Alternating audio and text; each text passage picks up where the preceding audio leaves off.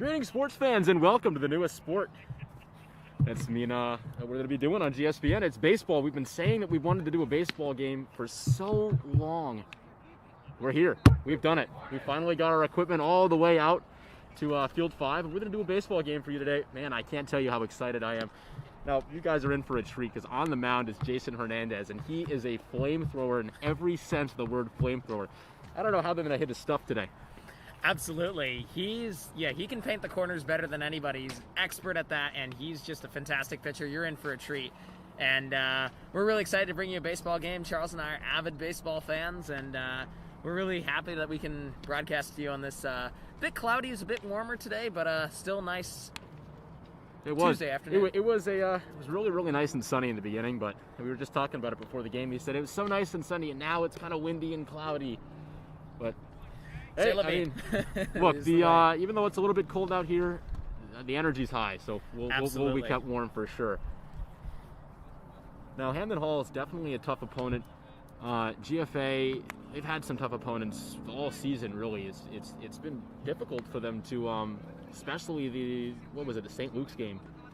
Tough to hit that pitcher for sure. Right. They ended up winning in that game 6-3 after a really, really strong, I think, bottom of the sixth. They had a couple of hits. The bats started to get hot, and that's really what does it. Lightning quick. Momentum can change in a game. We see that in lacrosse, and we're definitely going to see that in baseball too. But you can see this team, GFA, is a good team, and they've gotten way better over the years. I used to manage the team in freshman year, and we've gotten so much better throughout these years, and there's just been so many new additions, and they've just gotten so much better. But one holdout, the last senior on the team is none other than Mark Roskowski. He's definitely a force on the team, and looks like we're about to get started here. The first pitch called strike one, looking. It's a good strategy to take the first ball. And we'll see the pitch and the deal. That one's ball one. Now, unlike the MLB, you see how the ball hit the dirt. They don't change the ball out. Interesting. That is interesting. Just something I'm used to. When the ball hits the dirt, they change the ball out. There is a big, strong, right down Main Street fastball taken for strike number two. And Hernandez has the velocity to blow it by just about anybody, which just makes him such a dangerous player to have on the mound. Intimidating, but look, his first batters. We'll see what he's got as he comes back here. There is a foul ball, and right where we would have been sitting. So, as we give a thumbs up to the security crew who moved us away from that spot. Absolutely. I cannot believe that the first ball would have been a foul ball at our heads if we didn't move. Wow. Unbelievable. Unbelievable. I can't believe it. They must have a sixth sense or something. That's incredible, the preparedness that they have just to know that might happen, and then it happens. Okay, on well, the very first foul tip ball. to all you guys, when the security team tells you to move. Absolutely. Because that saved us damaged prom picture. Absolutely. There's strike three. Got him looking. A nice pitch there to take it out for out number one. You can see how good Hernandez is right off the bat. Catches him looking. That's the first strike, and the first out in the game, and caught him looking. And GFA is looking really good on defense. We'll see if they can keep this up.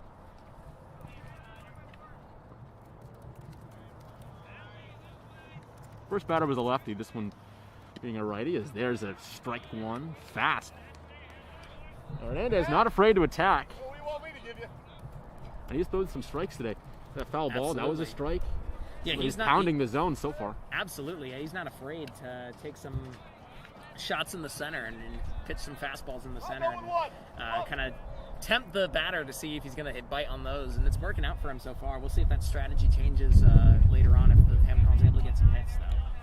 Well, let's see if he pounds the zone here with a fastball. He does just that, and the first contact made is going to be flipped over to the first baseman, and that's out number two.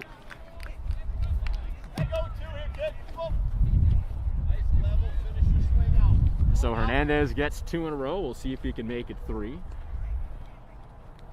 7, you at 5.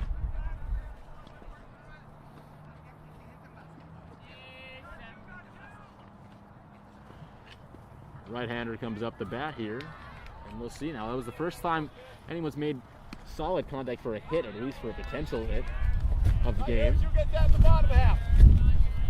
What a good job by Hernandez to make him ground out.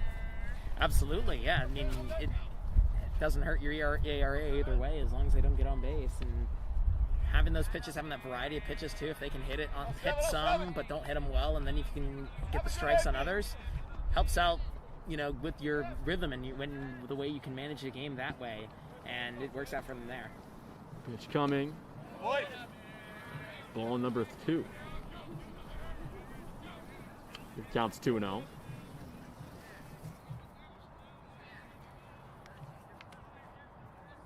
So Hernandez behind in the count. We'll see if he goes fastball.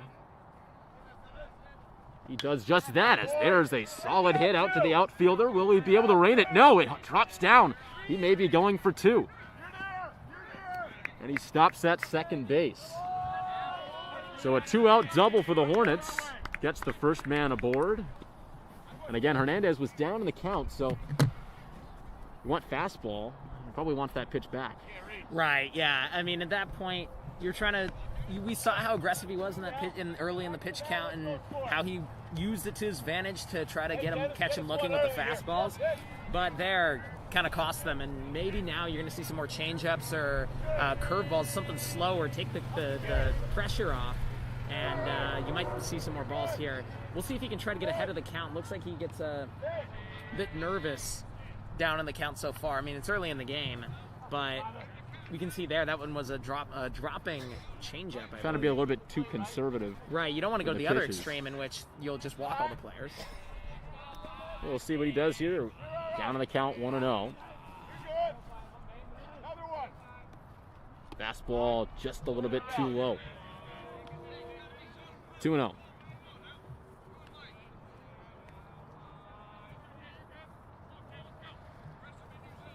A lot harder to steal from second to third than from first to second. So I don't think they're looking to steal here, although there are 2 outs, so you never know, especially with contact. So he doesn't go. Tried to check the swing there, but I think they're going to call him on the strike. That is strike 1, so 2-1. Yeah, I think this base runner's staying put. Yeah, I would assume so. It's early in the game. You don't want to, if you're in position, you want to see if you can get it off of the hit, rather than trying to steal third and risk another out and get confidence for GFA's defense. There's a high pop-up, ranging back, and he's got it. Out number 3 is, that was a long fly ball, but nothing doing, and this game is scoreless. So nice job to work out of the jam. I'm sort of a semi-jam. Again, we're trying to get this camera to work. I apologize, we missed a little bit. Yeah, it was a bit of a jam. I mean, you had a man at second. You had 2 outs, so it wasn't too bad. But definitely wanted to get that out as quickly as possible, and that's the best possible situation for GFA, other than a strikeout caused by Hernandez. Nice fly out to the left field, and able to get it done there. Now GFA can set themselves up offensively, but Hamden Hall's got to have that kind of confidence that we got to hit. We got to hit in the top of the first inning, and if those keep coming, if we keep our bats hot and those balls keep flying, we can see more base runners and possibly some more runs for Hamden Hall. We'll see how GFA responds to Hamden Hall's hit in the first inning. Watching the bullpen session for Hamden Hall, it really seems like their pitcher has a nice array of pitches, and it's really good, especially in high school baseball. Having a nice arsenal of pitches, just keeping them guessing. Not mixing up 3 pitches, maybe 4 or 5 pitches. It's tough to master them, but if you have them in your arsenal, it can really help you out. And he looked really good in the bullpen session. Absolutely, yeah. I mean, if you have a good array of pitches, if you can throw good 4-seam fastball, maybe a 2-seam in there, maybe a changeup, curveball, good breaking ball too is always good to have as a high school pitcher. That takes you a long way, because a lot of what high school pitching is you don't need to be the fastest pitcher, you don't need to pitch the fastest ball, but it's really about placement. If you can just place it and movement, yeah, exactly. If you can get a good breaking ball and make the batter bite, chances are they're going to bite 90% of the time on that good breaking ball. And if you can just consistently do that, you set yourself up well where you can just get strikeout after strikeout, or if they're able to make contact, you can just they ground out, they fly out, they pop out, etc. So we'll see how he's able to use his arsenal. He looks like he has a good arsenal. Obviously, we know that Hernandez also has very good arsenal. He's a very fast pitcher, too. He likes to use the fastball. So we'll see how this pitcher compares up. Looking from what he does, I think he likes to take it a little bit slower, a little bit more curveballs, change-ups. We'll see if he throws. That only makes the fastball more dangerous. Right, because you don't know when it's coming, and when it does, you're expecting something slower and it's faster, and then your timing's all way off. Something I really like is Lucas Giolito from the White Sox. He uses a high changeup. That's really fun to see because you're not expecting that changeup to come up high. And now he doesn't do it all the time, but when he throws the high changeup, you go, "Oh, he missed with this pitch." No, that's just the plan. And he said that in interviews where he uses the high changeup as sort of the artist surprise. Right. It definitely can get them. The changeup can be used so many different ways. It's a cool pitch. It's a really cool pitch, and it's used often to confuse the batter. If you are being too predictable, too many fastballs, or just too many of something, using that changeup. And it can allow you, it changes things up by the name. I mean, it allows you to kind of change the way you're looking at the game, get yourself reset, get a strike, just slow down the pace of the game, slow down the pace of the pitch, and allow yourself to kind of survey and figure out what you're going to do there. Strike swinging there for Hernandez. Hernandez, he can do it all. It's a pretty great hitter, too. That one's another swinging strike, so Hernandez down in the count 0-2 now. See, he's expecting fastballs, I think, on both of those, and you're right, he was using the breaking ball a little bit, slowing things down. We'll see if he goes fastball here. He does, and it's a little bit low. Well, I like that choice, going at him, especially when you're ahead in the count 0-2. Absolutely, go low. Use the fastball, see if you can make him bite. He hasn't seen it in 2 straight pitch. Right. It's the second one, and that's back the swing, but that one was called a strike. That's a quick 4-pitch out for the pitcher. Definitely like those. I want to save that arm. Although I'm not sure you really take your pitchers into long innings in high school baseball. No, I think you usually take them out. There's 7 innings in high school baseball, so it's not as long as a professional MLB game. But you take them, from what I saw, if you have a really good pitcher, you're taking them about 4 innings. Maybe longer if you're just having a monster game. But usually you're taking them 4 innings. And so they're just trying to if they can get as much usefulness out of their starter as possible, then they can go into the bullpen and they're not, either down too much, or they just have that kind of momentum going on the defensive side, and they can utilize their bullpen in the best way possible. That ball too low. I believe the count is 2-0 for Andrew Keaveney. And Keaveney's definitely got some power, hitting high up in the lineup. This pitch comes through. That's high for ball 3.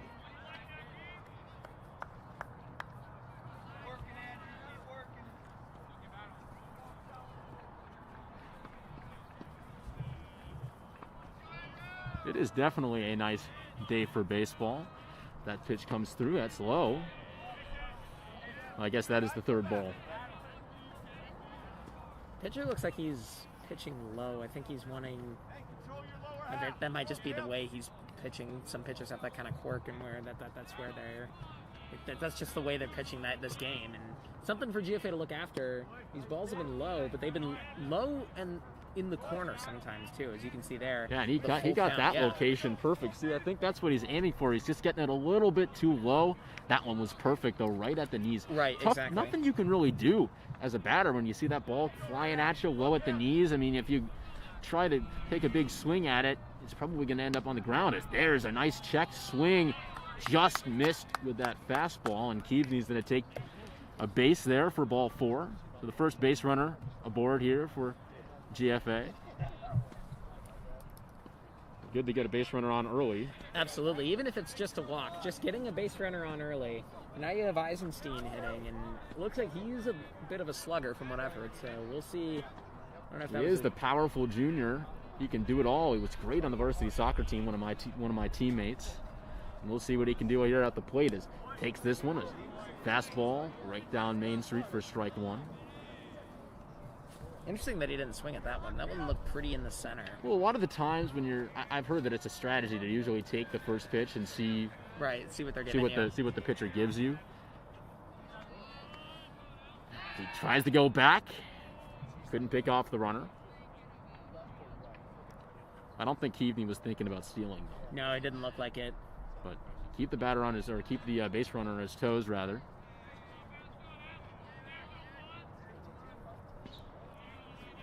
See, after seeing the low pitches, we'll see if Eisenstein looks for that. As he takes that one, gives this one a drive. And it is going to be caught outside the center field. No tag from Keavney. Good contact, though. That was really good contact. You could hear it in the sound of the bat. He had solid contact on that one. Just, was the pop out and a fly out. Sorry, yeah, just a little bit under it. Just a little bit under it. And but if you keep using that strategy, if GFA keeps, they keep hitting that way and they like those pitches, chances are one of them is going to be in the center of the field for a base hit. And he is trying to steal second, and he's in there before the tag. So Keavney was thinking about going to second. The pickoff, guess the pitcher knew something I didn't, and he made his way off to second base. Now it's a risky steal, but it pays off. And, well, now they have a runner in scoring position. Now things are getting interesting. Now it's interesting because we'll see what Jones can do here. He's able to make solid contact. He's able to get if he's able to get at least a base hit, Keavney might be able to get home. Not sure how fast he is, but if he's able to get a good base hit, then we could see a score here. But the problem is, it's not enough to do a sacrifice fly. There's too many outs to do a sacrifice fly, so I don't know if it's I don't know what the strategy is here. There's a dropped third strike as he makes his way to third, and now the Dragons are in business here. Keavney going all the way from first to third, thanks to the steal and a wild pitch. So now we have 3 balls, 1 strike. And they are 1 ball away from getting 2 base runners, as that one is in the dirt, and he is aboard. So Tristan Jones takes first base. Runners on the corners here for the Dragons. And up steps the power-hitting Mark Roskowski. He can drive this ball a mile. There's a reason why he's hitting 5th right after cleanup. Absolutely. And I have to say, I mean, you've got runners in scoring position. You got to be happy to see this guy's up. Absolutely. He is known for his hitting ability. As he that one out, foul ball for strike 1. Known for his hitting and pitching. Absolutely. Just an all-around great player. And going to Tufts for baseball, so he's a fantastic player just from that fact. I guess you could say he's a pretty tough player and opponent. That's good. It's a good pun. There's a reason why I'm in the broadcast booth, ladies and gentlemen. Takes this one, and that one is strike number 2.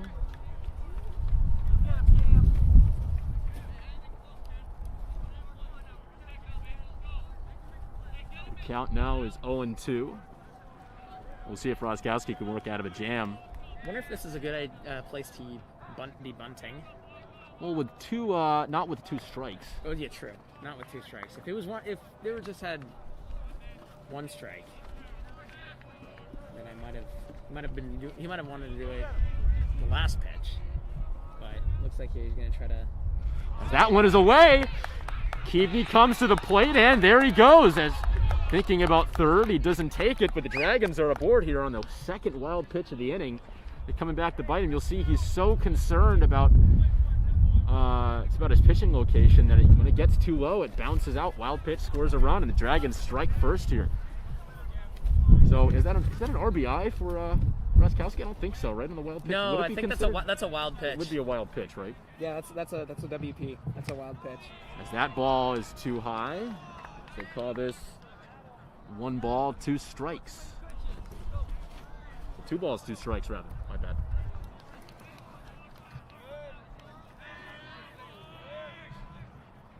Takes that one. That one is popped up. I don't know where that one went. Okay, it's up. Okay. Always got to track this. You don't know where it's going. Exactly. Almost got hit with one last time, like we said, if we didn't move. Yeah, cover your head. Make sure looking up, see exactly where it is. We're telling people we should really have baseball gloves out here. That would be cool. Absolutely. Like going to a baseball stadium. As the pitch coming. Does not swing at that one. Oh, Ooh. Boy, a pitch a little bit low. That's a low strikeout. It definitely was low. Good location, though.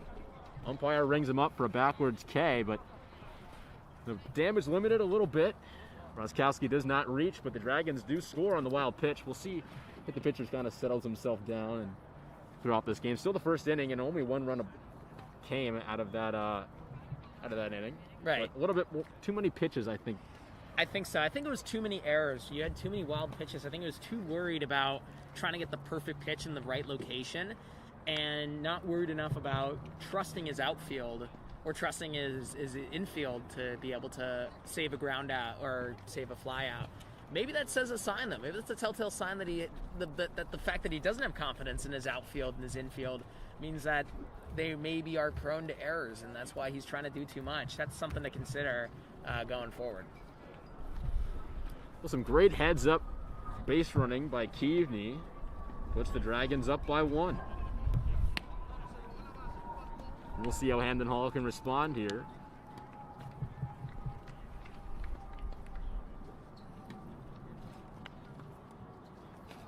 Now Hernandez having 1 inning underneath his belt already.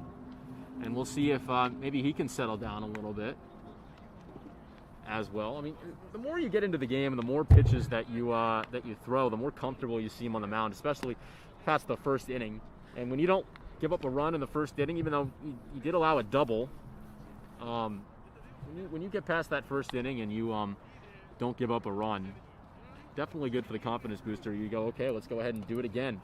Absolutely, yeah. I mean, he didn't give up a run, gave up a hit, but he didn't give up a run.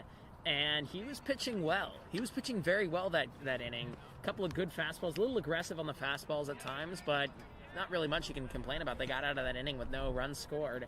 So that's got to do wonders for your confidence. That's kind of the first hurdle for a pitcher. What can you do in the first inning? If you can get out of the first inning and you can get out of the first inning well, then that sets you up well. It sets your confidence, puts your confidence high, and it sets you up well for going forward. We'll see what he can do in the top of the second inning. So Hernandez still has some work to do. As Hamden Hall Dragons up 1. We'll see if Hamden Hall can chip away at this lead. It only takes 1 big hit. And we'll see if they can do just that. We'll see if Hernandez throws a fastball to start off. He does, and it's just a little bit too low for ball 1. Come on, 9, here we go.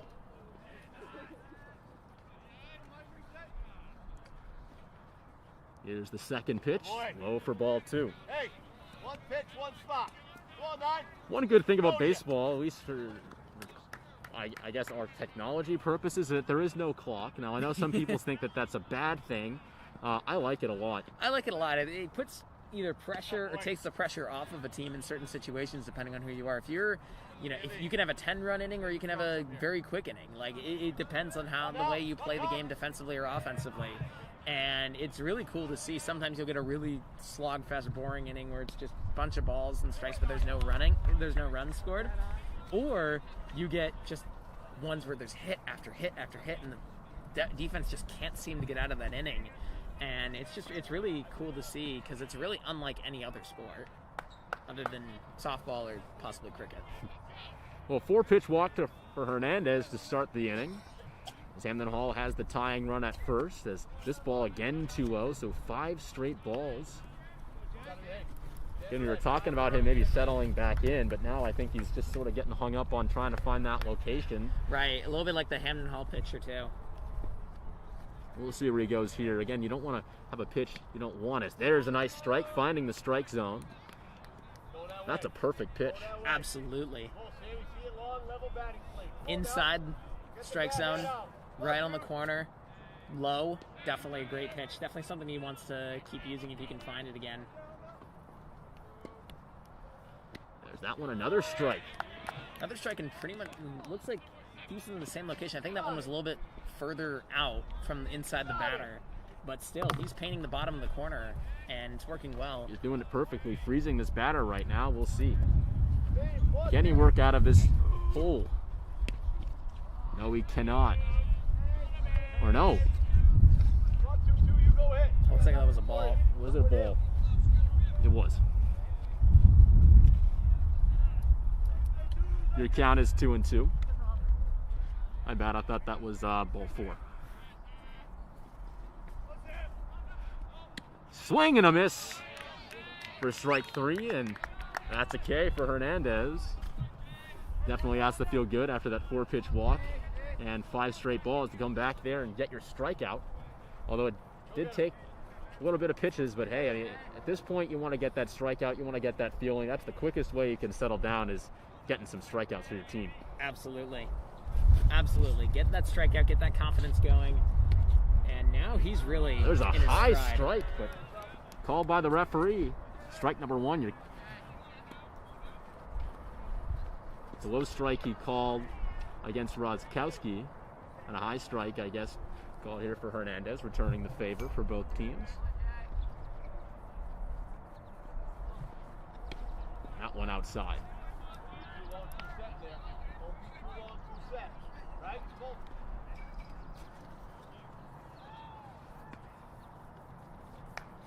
Let's see. No, oh, there's the lead now taken. About to say, no lead taken by Hamden Hall. That doesn't make any sense, but here he goes. There's a nice strike there for strike number 2.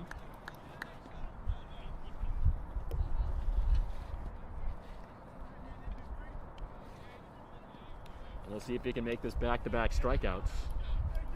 That would really be a confidence booster. Oh, absolutely. And now he goes, and strike number 3. Can he get him? Oh, just missed it. So they couldn't get the double play, but a swinging strike. That's 2 in a row for Hernandez. He's heating up now. Now he's settling in for sure. Absolutely. He's hitting his stride. And it's really, he's using that fastball to perfection. Just putting it exact right positions, painting the corners, and batters just can't hit him. They just freeze up, and you have a swinging strikeout there, you had a looking strikeout, and that's just really the story of the game. He's just utilizing that fastball to the best of his ability, and is really all over the strike zone too. He did a couple pitches low, and he had that string of 5 pitches low that were called balls, but now he's utilizing the entire strike zone, and it's working to perfection. 2 outs, 2 strikeouts for Jason Hernandez. And there's strike number 1 on the foul ball. Go behind, you're good. Hit another one. You're good. Have to be careful with your pitching location though, with a runner on second.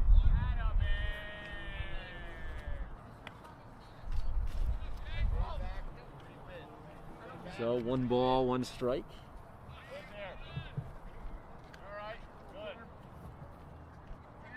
We'll see a runner in scoring position, so they could tie the game up with just a single, as long as it's deep enough. There's a high pitch there for ball number 2.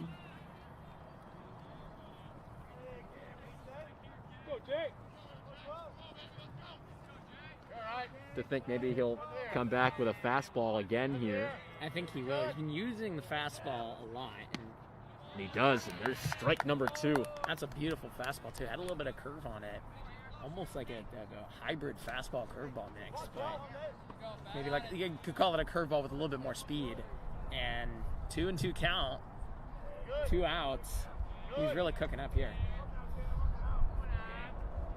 Swing and a miss for strike 3, and that's 3 straight strikeouts for Hernandez. So he does not strike out the side, but he does strike out the inning.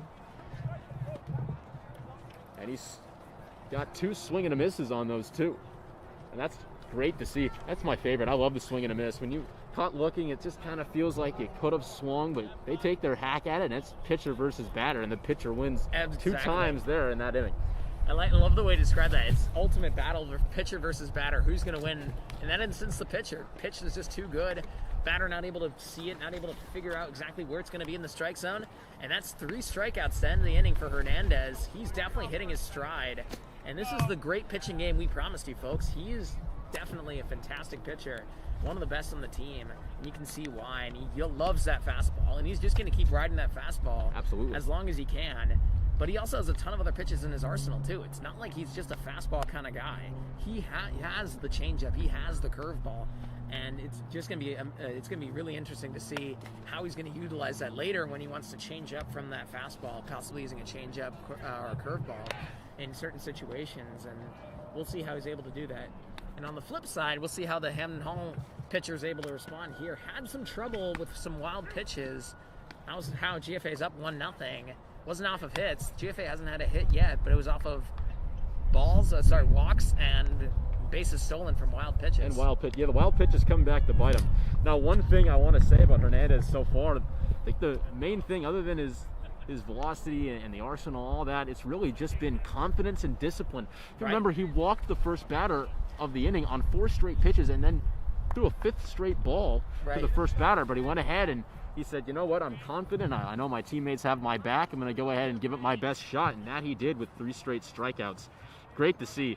Confident young man on the mound.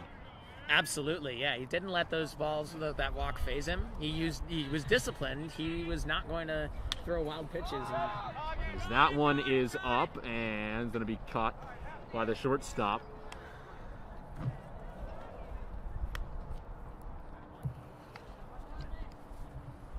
So now up the bat. What's that? Is designated hitter Luke. I'm going to butcher this name. I apologize. Luke Blazovic, I think. I believe it's Blazovic or Blazovic. Depends on the if the H is silent. Let's just go with Blazovic for now. Do you think that's okay? I think that's fine. First pitch is taken for a low, ball 1.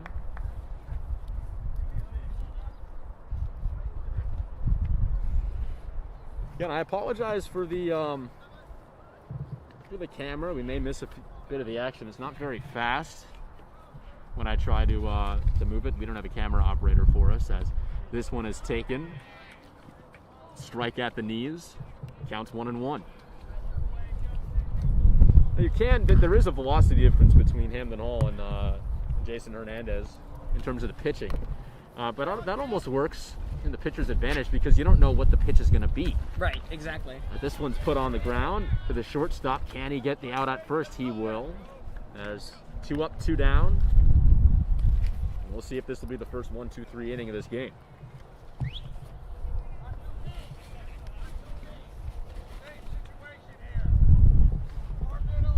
Now Ali Hood stepping in here.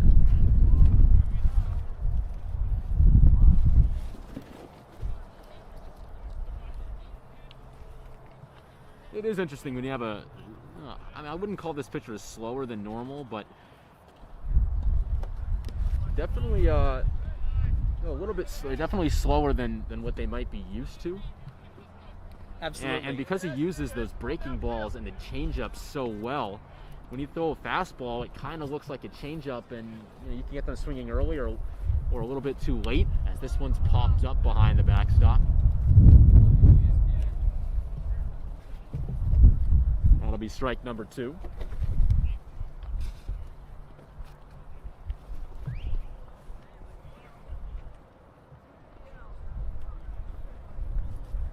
Good thing so far. I haven't seen a lot of missed calls by the umpire, although there haven't really been a lot of opportunities for them. Right. It's good to see. Missed calls, especially when you don't have instant replay in high school, it kind of can get frustrating. But I guess it's just like good old days. As that one a little bit outside. That's going to be ball number 1. Looks like a pretty good location. A nice pitch, especially when you're up in the count. Absolutely. It's a good location, just a little bit wide from what I'm seeing here. As he freezes the batter there with that great ball that just sunk a little bit. Throws him up. That's out number 3, and that was a 1-2-3 inning, with the last one being a nice strikeout. Now coming into inning number 3, and we'll see if Jason Hernandez can pick up where he left off after striking out the inning. Absolutely. See if he can just pick up that page in the books, start it right out of the gate with a couple of great pitches and see if we can do anything there. GFA's up 1-0. Looks like a good pitching battle too. Last inning was definitely great for the pitcher's confidence, the Hamden Hall pitcher's confidence, because he was able to strike out and gets a ground out and a fly out. So definitely a good inning for the defense. And also, if there is some sort of animosity between the infield and the outfield and the pitcher in terms of like lack of trust, that certainly would have helped that in this game, helped things settle down, especially after the wild pitching inning he had in the first bottom of the first inning, and lets him regroup and lets things settle in this game. This game could be coming down to who's just able to make that one hit, who's able to make that one play, that one good at-bat, and able to drive a run home that way. I'm predicting a low-scoring game, but then again, it could change on a dime. Look, the floodgates could open. Absolutely. At any time, and that's what's so good in baseball. It really is unexpected. You could have 2 outs and then just go on a 2-out rally and go ahead and just pound the ball. So 2-4 out. that's what just makes this sport so interesting. A lot of people say baseball is boring. I beg to differ. I think baseball is a lot of fun, especially playoff baseball. Right. I mean, playoff baseball, like the World Series, is just a different animal. You're dealing with a completely different breed. Let's not talk about the World Series as a Rays fan sitting here. I'm just kidding. But no, I mean, the playoff baseball games are a lot of fun. They usually consist of me sitting on my couch at about 1 a.m. yelling at the TV, trying not to wake up my parents. Same here. They usually have me. I have a lucky Cubs hat that during the 2016 season, I just wore that hat every single game, and then they eventually won, breaking the 108-year drought. And so, I like whenever playoff baseball, whenever the Cubs are in the playoffs, I break out the hat, and hasn't worked quite as well as 2016 since, but that's my baseball superstition. 1 ball, 2 strikes here.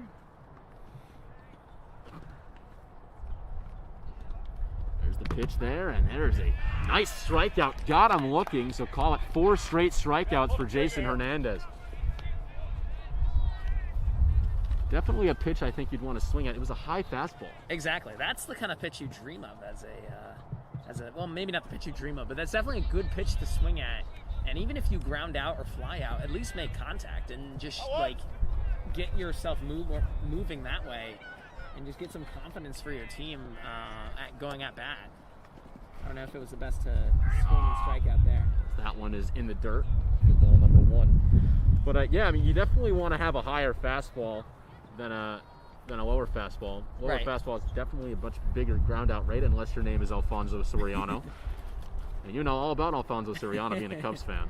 Absolutely. Boy, he can hit that ball no matter where it was. Yeah, it was. There's swing and a miss, strike 2. That ball was almost in the dirt. He chased that one. I guess that had pretty nice movement to get him to chase there. Absolutely, yeah. That would look like a classic breaking ball.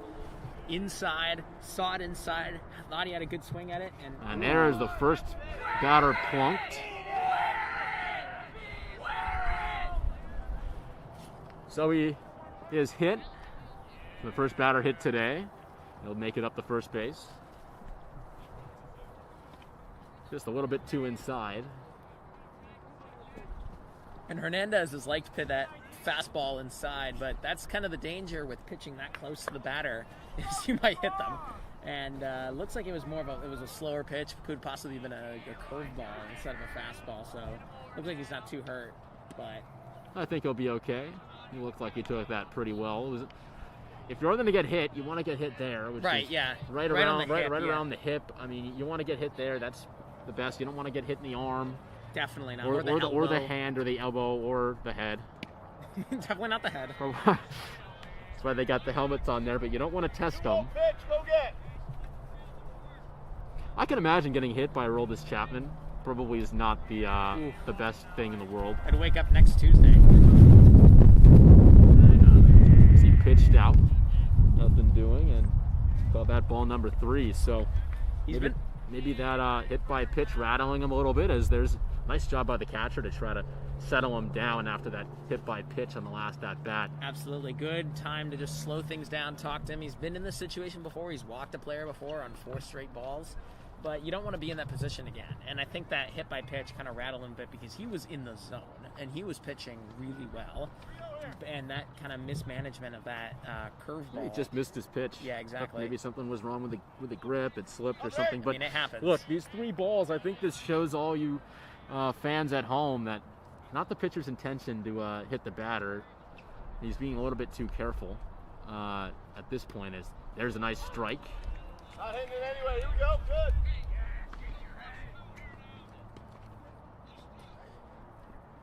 Now 3 balls, 1 strike. Well, I guess the benefit is maybe you can get a ground ball to get the double play. As now he goes, as there's nice contact. This one is going in the gap, and it is going to fall as I put the camera the wrong way. Fires this one in and does not go to second base, but now runners on the corners for the Hornets, and with only 1 away, they're set up for a good inning right now as long as they can continue to get the hits going. Absolutely. That was a fantastic hit. Great contact right into this just left of center field, and they're able to get it done there. And now they have runners at the corners with 1 out, so they have the opportunity to do a fly out or a sacrifice fly if they need to, if they can't get good contact. And they're really set up well. This is not the position that GFA wanted to be in. Push it a little bit to the right. That's at the left side. Left a little more. Perfect. And that ball too high. You can see Hamden Hall had that steal set, especially when they were ahead in the count. You think maybe a ball may be coming. This one is swung on and missed. Hey. Call that strike number 2. Keep this. Keep level on the plate. Stay on the plate. Come on, 7. Head in there. Or strike number 1, rather.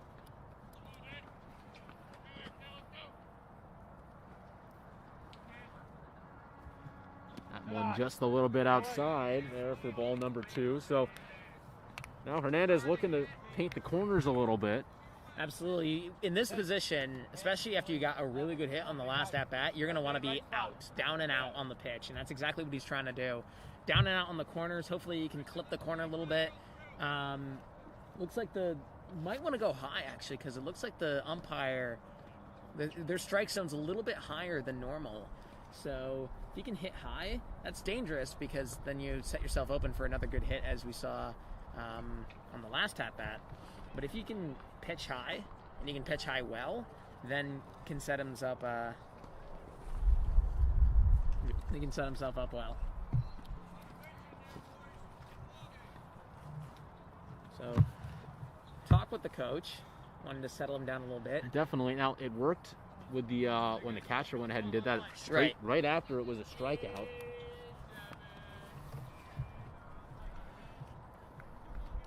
We got the battle of the 7s going on. We'll see. With runners on the corners, got to be careful. Absolutely. This is not the best position to pitch a fastball down the center. Come on, hit it with your best shot. Go, throw one right down the middle. Try to blow one by him. Exactly. And he does just that. He does exactly that. Swing and a miss. Strike number 2. That's a great challenge pitch. Absolutely. That was a he was not pitch. not phased at He was all. not looking for the fastball, obviously, as he blew that one just straight by him. That's a good confident pitch. Talked about confidence. That's confidence for sure. Absolutely. I mean, to have the confidence with 2 runners on He the did it again as corners that one is popped up and out of play for a foul ball. with runners on the corners and only 1 out, pitching it down the middle is definitely a gutsy play, but he's able to do it. And I think it was a decent place to do that because the pitcher was definitely not expecting that. He was definitely not expecting a fastball down the center, and obviously you could see it in how late he swung there. We'll see what Hernandez does here. He might go with a pitch down. That one's a little bit too high. Goes with a pitch high. Just a little bit high. Just a bit. And I know And the count is full. the umpire has a high strike zone, but if he had that high of a strike zone, he wouldn't be an umpire. The strike zone does not extend to the heavens. Head down. I love the chatter from the box. So that one is outside. Now base is loaded. So this is big. Anything could drive in a run, really. Hit by pitch, a walk, a single. At this point, contact as long as it's not a pop-up. And even if it is a deep enough pop-up, you got one out and bases loaded. Right, exactly. You could do a sacrifice fly, as I was saying. This is not a good position for Hernandez to be in. He's in a definite jam. But we'll see if he can get out of it. I mean, he definitely has the ability. He got out of a jam or a semi-jam in the first inning. This is a much bigger scenario. But if he can pitch down and out, and you can utilize the fastball well in the down and out scenario where he just puts it out of the reach of the batters and catch him swinging or catch him looking, then he can really paint the corners that way and get some outs. He just needs one good out here, and then he's out of pretty much out. Well, he's got one more batter to go, but you have to think, now with 2 balls out here, it's looking kind of iffy on the mound so far. You think maybe Hernandez is pitching to stay in the game here? He might be, honestly, and really in high school baseball, there's not too early of a time to take out the pitcher, and the pitchers get taken out quite early in the game. I remember when I was managing, you could take a pitcher out in the second inning if he was not doing well. So I'm trying to see. I mean, I don't see anybody in the bullpen. I'm not sure. I don't think they share bullpens. So I mean, maybe behind the tarp that I can't see. But as of right now, I don't see any action in the bullpen right now. It looks like the coach is sticking with Hernandez, and we'll see if he can get out of this jam. If he can get out of this jam, then definitely they're staying with him. But 2-1 count with only one out. That one is high, so it counts 3-1, and we are 1 ball away from having the tying run at the plate and bases still loaded. This is a bad position for Hernandez to be in, because really, if you're the batter, you're expecting fastball in the strike zone. Fastball either a little bit high or in the center. Hernandez has got to do really a perfect pitch down and out. That one is outside, so the tying run comes aboard on the walk with the bases loaded, forces home a run. And it's been downhill since he got that batter. Now up steps number 9 here for Hamden Hall. And they'll see if they can continue to put more on the board. Now, you have to think the reason why they're in this jam was a hit by pitch, then a walk, then another walk after a strikeout. And then another walk, or it was a hit, I believe. Yeah, it was a really great hit. Into the gap, that's right. So it was 1 hit on, I believe, 2 walks and a hit by pitch. So, looks like Hernandez being pretty conservative with his pitches, wanting them out of the strike zone. There's a nice strike. There's a good strike. But most of the pitches he's been in this jam has been out of the strike zone. And so we'll see if he's going to try to be a little more gutsy in his play. He had that really gutsy pitch in the center of the strike zone, that fastball right down the center for a swinging strikeout. That one is outside again. 2 balls and 1 strike. I think he's going to stick with the fastball, though. If he goes with the changeup or goes with the curveball, slower ball, then that could be spelled disaster, because then they have enough time to tee up on it and hit it. And that's a check swing for ball number 3.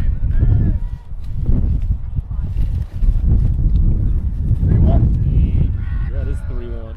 The scoreboard has it wrong, so they are another ball away from taking the lead here, and still 1 out. I mean, if he walks 2 straight, you have to think about taking him out. Right, exactly. It's a tough position to be, and a tough position for the new pitcher to be in too, as that one is lifted up, and it's not going down on my head. No, it's not. So we have a full count. So now he's got a little bit more to work with. He can kind of put this ball in a bit more places. He might want to do the fastball down the center. Risky play, but he could definitely do it. He's done it before. He might want to do a breaking ball here. Good fast breaking ball. He has the speed. That was the fastball, and he got him. Oh, man. Thought he had the base, but umpire says no. So Hernandez gets the big strikeout, and now he has 1 batter away from getting out of a big jam and only giving up 1 run. And that would definitely be a win. Yeah, definitely would be a win. He got the strikeout here, and that was huge. Getting that strikeout here, just giving yourself some breathing room. If you can only allow 1 run in this inning, that's a win for him. That one is too high. Has to be careful. He is not going on the wild I mean, would that be a wild pitch? It was a little I bit think it was high. just So high. tip off the glove. I don't know. Yeah, I wouldn't call that a wild pitch. I think it was just a bit high. Just an and- error in general, I Yeah. think. Hernandez says, "Hey, Ben Eisenston, girl, a little bit taller, please." Put some blocks in his shoes just to get Exactly. him a little bit taller. Pitch coming. That's ball number 2. Some 2 high pitches. So we'll see if he attacks the zone.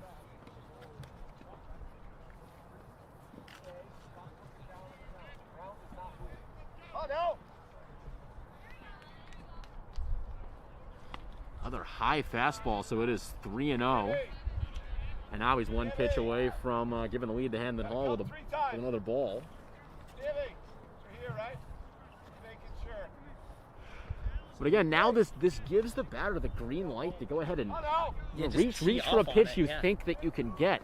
Right, exactly. I mean, because if you strike out swinging, that's not terrible. There is ball number 4. Ooh, Ah, man, it's a close play. that's a close. But look, Hamden was Hall now close. has the lead on a close ball. Yeah, that Hernandez was close. staying in It there. looked to me like it was a strike, but from our angle, we can't see the depth of the strike zone That is very true. well. So, umpire obviously saw something we didn't. Where's the nice TV box on the screen when we need it, right? Absolutely. I love that box. That box is perfect. It is perfect. Imagine watching baseball without that. I mean, I Yeah, know it's hard. for Because me, you have I've different- always had it, so it's just the norm for me. But Right. watching it without, you're trying to call, and you don't know exactly what it is. If that one is outside, And that's why umpires tend to have their own quirks in terms of the size of That's their true. They strike can't see zones. the box. Yeah, exactly. They don't have the box. Like, they have a box in their mind, but it changes with each game, and it changes with each person and with how too. well the pitcher or the catchers can move their glove into the strike zone and all that, Right, it's fantastic. exactly. That is definitely a swing. He tried to hold up there, but couldn't go. One ball, 1 strike. Come on, Chief. Dad, you're good. The kick and the deal for Hernandez. That one is a low strike call. Right at the knees. Great And tough positioning, to yeah. hit that. I mean, That's it's so really low that tough you're to really hit not going to that. make great contact other than a ground out. Hernandez moves ahead 1-2. All right, kids. There's the pitch and foul tip cut. And he works out of the jam. So a nice job by Hernandez. The coach stuck with him, put his faith in him, and there you go. I mean, I'd say it's a nice job working out of the jam when you had 1 out and the bases loaded. I mean, Absolutely. tough. I mean, It definitely could have been a lot worse. it could have than been giving way up worse. two runs off of balls. So that's something you want to work with, just being in terms of your positioning of your pitch. But overall, I think if you're the manager, if you're GFA's manager, you're going to be happy with that because you got out of a jam. You had bases loaded for most of that inning and only allowed 2 runs off of it and 2 runs off of walks. The It wasn't biggest 2 runs thing off of also hits. is that exactly there's only been, regardless of the scoreboard and how many runners were aboard, there's only been 2 hits Right. for Hamden Hall. Now both of them being gappers, Right, but in the grand scheme of things, a hit has not driven in a run. right, exactly. A hit has only gotten a base runner to from first to third, and it was a single. I mean, it was a very long single, but it was a single that moved the base runner up from first to third, and a double that just put someone on at second base. But nothing as no hit or contact has driven anybody home. Exactly. And that's something that Hernandez can take to the bank because that's just a credit to his pitch. It's either been a ball, which is, bad positioning, or just at least not the greatest positioning for his pitch, but he hasn't had that earned, that earned run. He hasn't allowed that that RBI or hit or anything like that. He's only allowed 2 hits for Hamden Hall.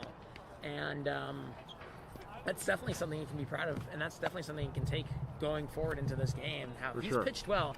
It's just controlling that pitch, and in certain situations he gets a little rattled and he pitches too conservatively, and others maybe he hasn't really pitched too aggressively. It's been a problem of pitching too conservatively, too far out of the box, too far into the box. I mean, when he hit the player, it kind of went all downhill from there in that inning.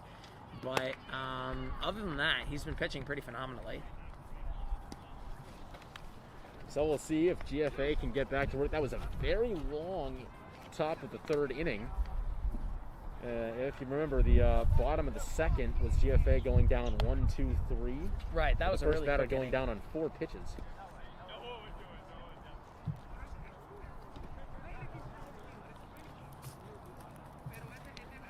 So we'll see if they can do a little bit better than that, because I believe Jack Cascella will be leading off the inning. And he will be.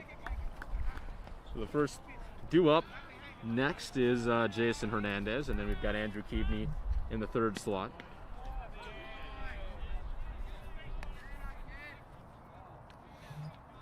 It's a called ball on that one. That's a nice job to take that first pitch. Puts you in a nice position for the rest of the at-bat. So here's the second pitch. That's a high strike. As a glove save and a beauty by Isaac Moskowitz in the broadcast booth with his water bottle.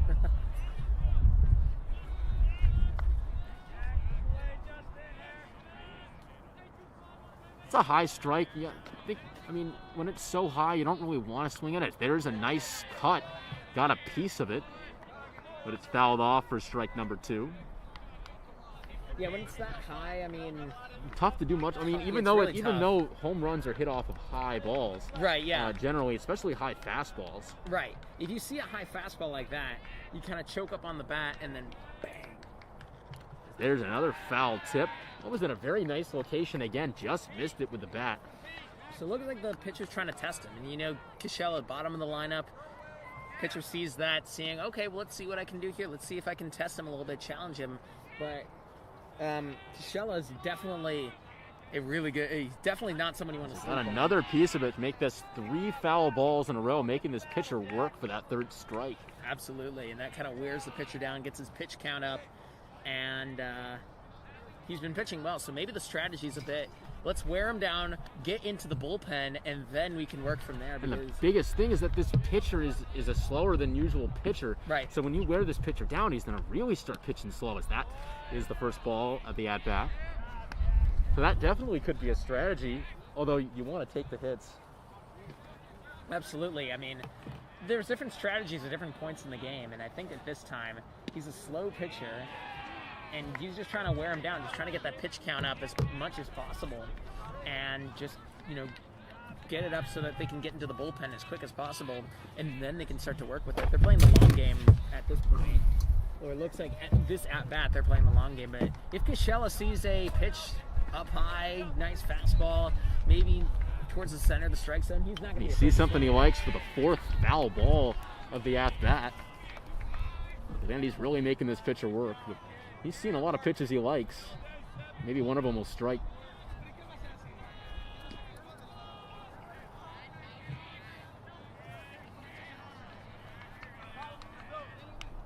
So your count's 2-2.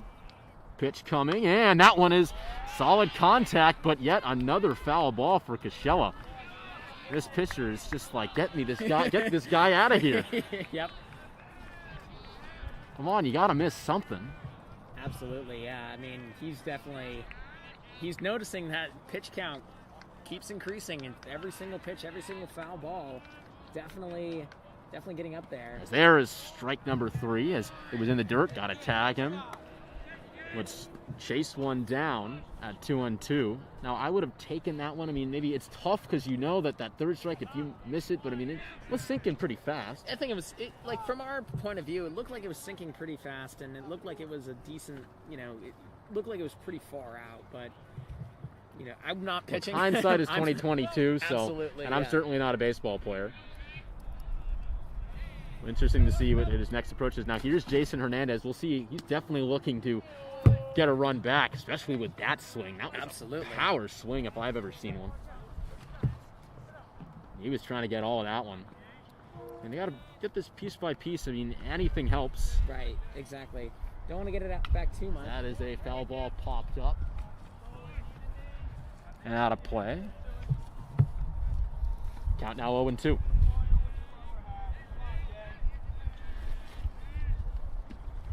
You definitely want to keep this inning going as long as possible for GFA in terms of getting on base, just because of how long that last inning was as he rung him up. Woo, great strike. Got him looking, and that's out number 2.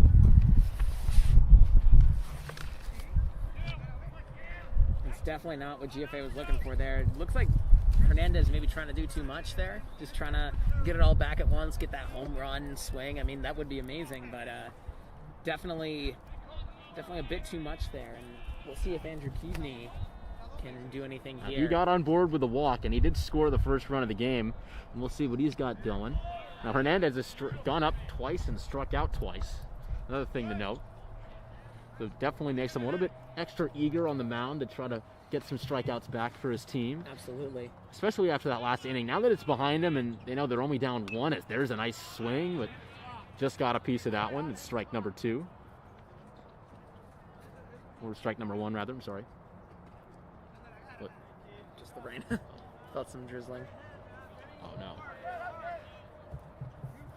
Now, bear with us, folks. We are feeling a little bit of drizzling, so if the sky opens up a bit, we'll have to, I don't know, we'll have to pause the stream or do something. We'll have to find some shelter. I don't know.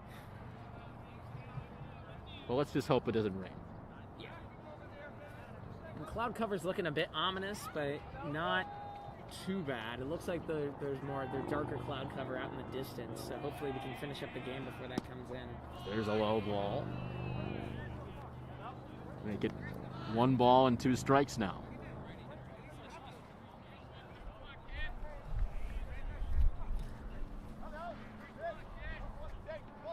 Let's just see if the Dragons can start getting the bats going. As that is a foul ball up and out of play. That one's going to go in the tennis court. It will. So a ball lines up in the tennis court, interrupts their little match. Good thing it didn't hit anybody. Yeah. There's a doubles match going on there, so definitely great. It did not hit him while they're in the middle of their serve. That would have been quite a surprise. The ball landed right in front of you. You ever see that video of Evan Longoria saving that reporter with the bare hand? I did not. Oh my goodness, it's so crazy. I always think about that when a ball is flying at me. It's behind him. It's about to hit the reporter right in the back of the head at full speed, and he sticks out his hand and bare hands it. As he gets him looking again. Now, Keaveney had to get out of the way of that ball, but he calls it a strike anyway, and it's a 1-2-3 inning. Striking out 2. Or no, striking out all 3. Struck out the side. Now, Hamden Hall's really done a great job with strikeouts. They've really not been able to solve this guy. No, he's really locked in about as much as Jason Hernandez was locked in towards the beginning of the the top of the 3rd inning. And GFA really has no answer for him so far. That's 6 strikeouts through 3 innings. That's very good. Very, very good. As you can see, oh boy, here he is. Oh, here he is. Big righty, Mark Roskowski coming up to pitch. We were thinking maybe Hernandez would get out of the ball game in that 3rd inning, but no, they go to the bullpen. And look, Jason Hernandez was the flamethrower. Roskowski's right up there with him. Absolutely. Sort of a double trouble. And the best thing about this is, as you can see, Hernandez is playing the field. And that's, again, it's so fantastic when you have there, you can make the pitching change really whenever you want. If you want to go back to Hernandez, I think, would you be able to? I mean, I think you would be, because you're just replacing the infield. You're not substituting anybody into the bench. So as you can see, it's so fantastic to have Roskowski out in the outfield, right? Yeah, so that he can go ahead, and if you need him, you go ahead and put him in. You don't have to go to your bench and waste the substitution and take a starter out of the game. And Hernandez, again, he doesn't pitch every single game. He's a position player for sure as well. It's a great job with great management decision. Yes, fantastic management decision, and keeping all the options on the table. Absolutely. So if you want to put Hernandez in, if Roskowski's struggling, then you can. If you want to keep Roskowski in, you can absolutely do that too. You can also switch around players, and really great that you can do that. You keep him out in the field, because he's a great fielder too. He's a just all-around great player, and he's a good position player as well. So definitely great idea to keep him out in the field and keep your options open.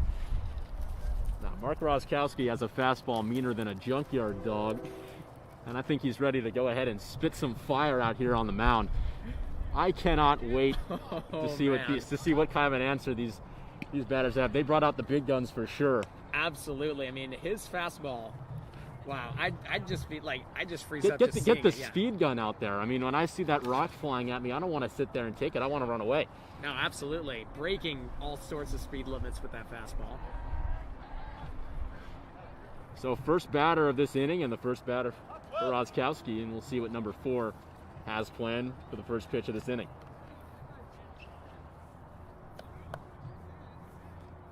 Hot 12, hot 12.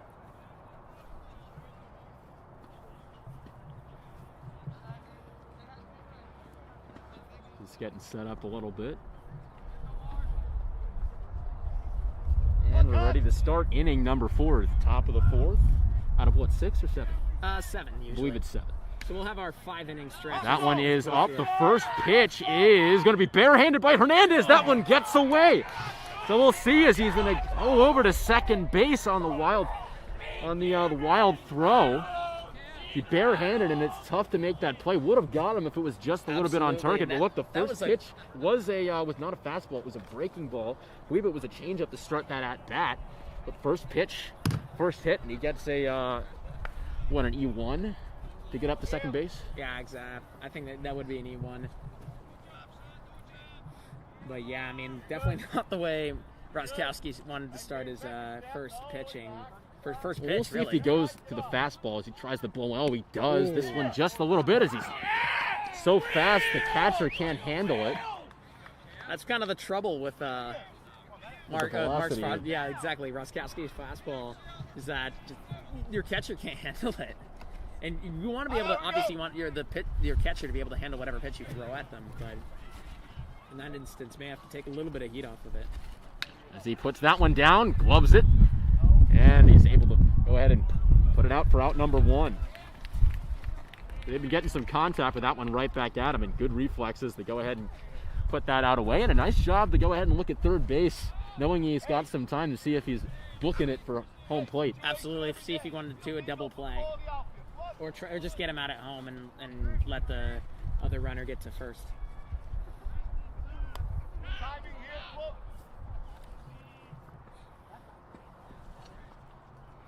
Here's the pitch. He swings. This one is popped up. Can he get there? Ranging back, and he does. He's booking it for home. Will he make it? He will. So that is the lead increases now for the Hornets as they put run number 3 on the board, but there is 2 away and no one to worry about on base, so I guess that's the positive you can take out of it. Now look, only down 2, that's not insurmountable by any means, but GFA needs to get the bats going the next time they go ahead and try to respond. Their defense has been pretty good. I mean, 3 runs is not bad. Especially with the situations that they've been Exactly. under. They had a bases loaded situation which Hamden Hall got 2 runs out of off of walks. And this one was one. And with 1 out, and a runner on third, I mean, anything sort of scores them, you know what I mean? Exactly. It's just like it could be anything unless you get a strikeout. A strikeout, I mean, a ground out could, depending on where the area is. Right. So a deep fly out definitely would. And that was a deep fly. I mean, exactly. Sacrifice. Not a lot of options you can have on defense when you have in that situation. As that one is another solid contact. Will he be able to do it? Center fielder goes ahead and gets it. Out number 3. So 1 run is scored. But overall, solid outing, although a little bit too much contact for I think, comfort, really. Yeah, I think so. I mean, almost every player was able to get contact on that inning. And Roskowski definitely has good pitches. He could definitely place it where he wants it. I think he wanted to go in the center, kind of offsetting Hernandez's more boundary approach.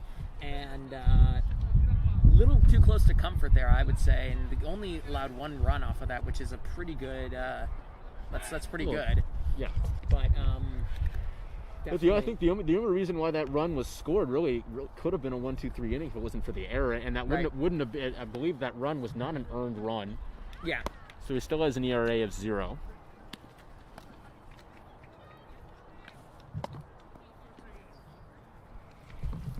So now you will be having Ben Eisenston up, followed by Tristan Jones, and then Roskowski bats third this inning. So we'll try to get that run back. And he has the power to do it, too. so great when you watch these two-way players. It's Absolutely. so cool. You see a lot of them in high school, some of them in college, not a lot in Major League Baseball, because in order to be a professional at two aspects of the game, to be basically a master at pitching to professional hitters and a master at hitting the ball, it's just so difficult. I don't know how Shohei Ohtani does it. It's unbelievable. You just have to be really an unbelievable player. I mean, you're very rarely are you going to see a player with such great talent that they can be a masterful at offense and defense. Because in Major League, you're pitching against the best of the best. And these are professional, big-time players that you're pitching against. And throughout college, you kind of specialize towards one area. So a lot of these players are going to specialize towards one position on the field. Where are they going to be, outfield, infield, pitcher, or are they going to specialize? And really, that's on defense what they're going to specialize. And if they're specializing at pitching, their batting kind of goes to the wayside. Exactly. But in high school, it's really fun to see because you see these fantastic two-way players, and that's how they really, get into college is because they're just two-way, such and you don't know which way they're going to go. You have the capabilities to sort of hone those skills. But look, there's only been two players that I know of that have been really successful at two-way. One of them being Shohei Ohtani for the Angels, the other one being my MLB The Show creative player, and one of those players is real and one of those players is fake. Shohei Ohtani, of course, being the fake one. Yep, absolutely. But it's why it's so rare to see, as this ball is in the dirt, call that ball 2. I remember in the opening inning for the Hornets, their pitchers were just a little bit low because he was trying to work that low strike zone. And that one's in the dirt. We'll see if he reverts back to that, as this one is a high right down Main Street. That's a tough pitch to take, and that one had a lot of velocity, a lot more than I've seen all game. Yeah, exactly. That's one of the seven fastest up there on the pitches. And that one, I don't know. Would you have taken that? I might have. Well, if I was... it's tough to lay. It's tough to hit. And there's another fast one. This one's rocketed. Will this find the gap? It will not. As the right fielder ranges by and puts out number 1 on the board. But look, there's the first pop out for the Dragons. They get solid contact on him. We'll see if they can continue to do that as Tristan Jones steps up here to bat second.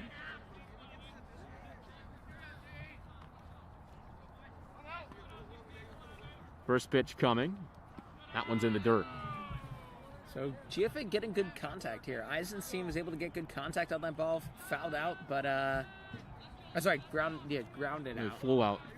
But that one's too high. That was right up around his head. Now having a pitcher-catcher meeting to go over some strategy. I think it's a good job to slow down, although they're not really in a sticky situation yet. You could be in a 3-0 count with the next pitch. So just talking about location, and we'll see if Jones comes out swinging here. Of course, I mean, you don't really have the green light just yet, but I mean, when you find a pitch you just can't live with without swinging at it. Right, exactly. We'll see if he comes back. Then we'll see if he comes back with a fastball. He does just that. That one is popped up and out of play. So there's going to be strike number 1. Again, now GFA is getting some contact.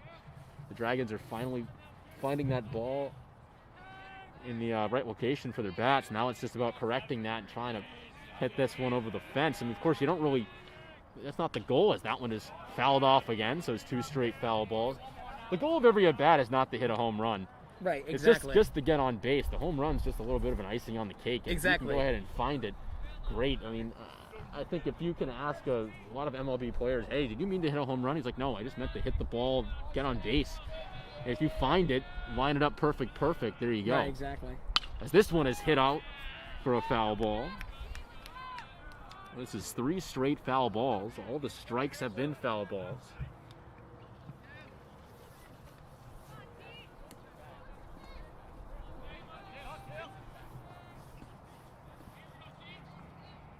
Here's the kick and the deal. Puts this one in play. Will he beat this one out? Flying down the line, and he was not able to beat it out. There's out number 2. And he is 1 batter away from 1-2-3 inning, but he's got a tough opponent as Roskowski comes to the plate with a little bit of fire after giving up run number 3. We'll see if he can get this one back. And like we said, he definitely has the skills and power to do just that. Absolutely. Absolutely, definitely has the power. The swing is just off the charts. It's a fantastic, powerful swing, and he has a really good eye too. He knows exactly what. Oh, there's a great pitch to swing at. A slow ball curling just down. You can see all of it, but laid off that one for strike number 1. Wonder if the manager wants them to be a little bit more conservative in this game, and because each and every player seems to be taking called strikes.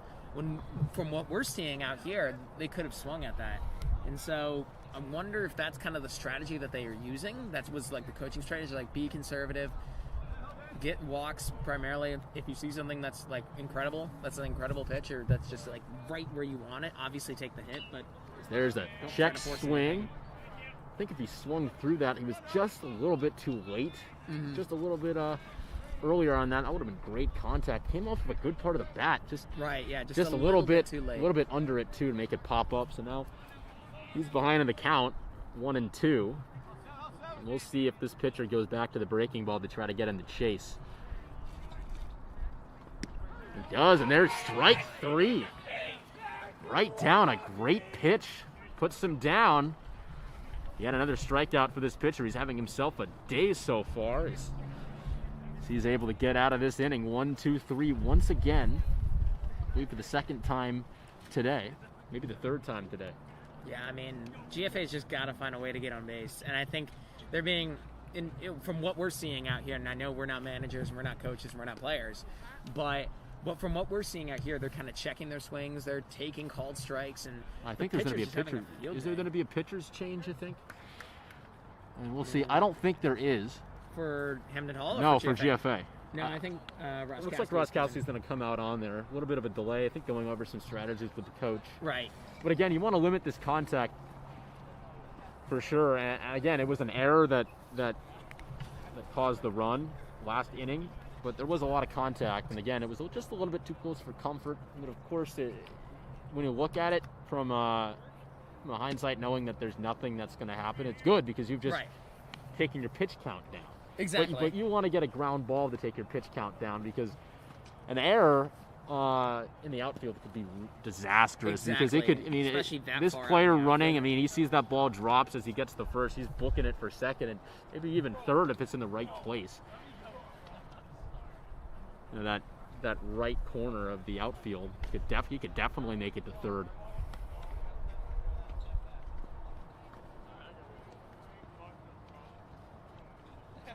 Gotta think also with the way that this field is structured, it's you could probably see an inside the park home run if you've got enough speed because the arm strength is not like an MLB center fielder. I mean, you can't throw it that far. You need to use a few cutoff, especially if it drills to the wall.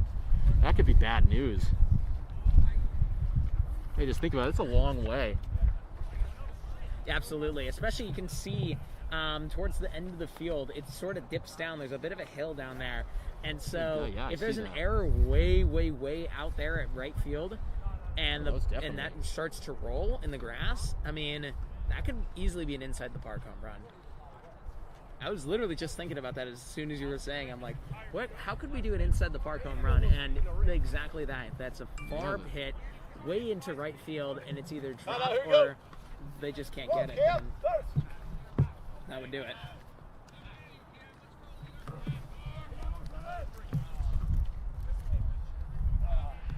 A pitcher coming up to bat here. This is the very definition of a pitcher's duel. He rang Roskowski up as the last batter of the last inning, so we'll see if he can come back here for revenge on the mound, or if he can get the best of him in both. We'll see. Yeah, definitely a bit of revenge for Roskowski if he can strike him out here. Did it hit him or did it hit the bat? Did it hit the bat? Are they calling that a foul ball? They are. Interesting. 2 strikes. Look, it was so close to hitting him, but it went off the bat. And I mean, I think he kind of leaned into that one too as he was moving to get away. He went ahead and hit the bat.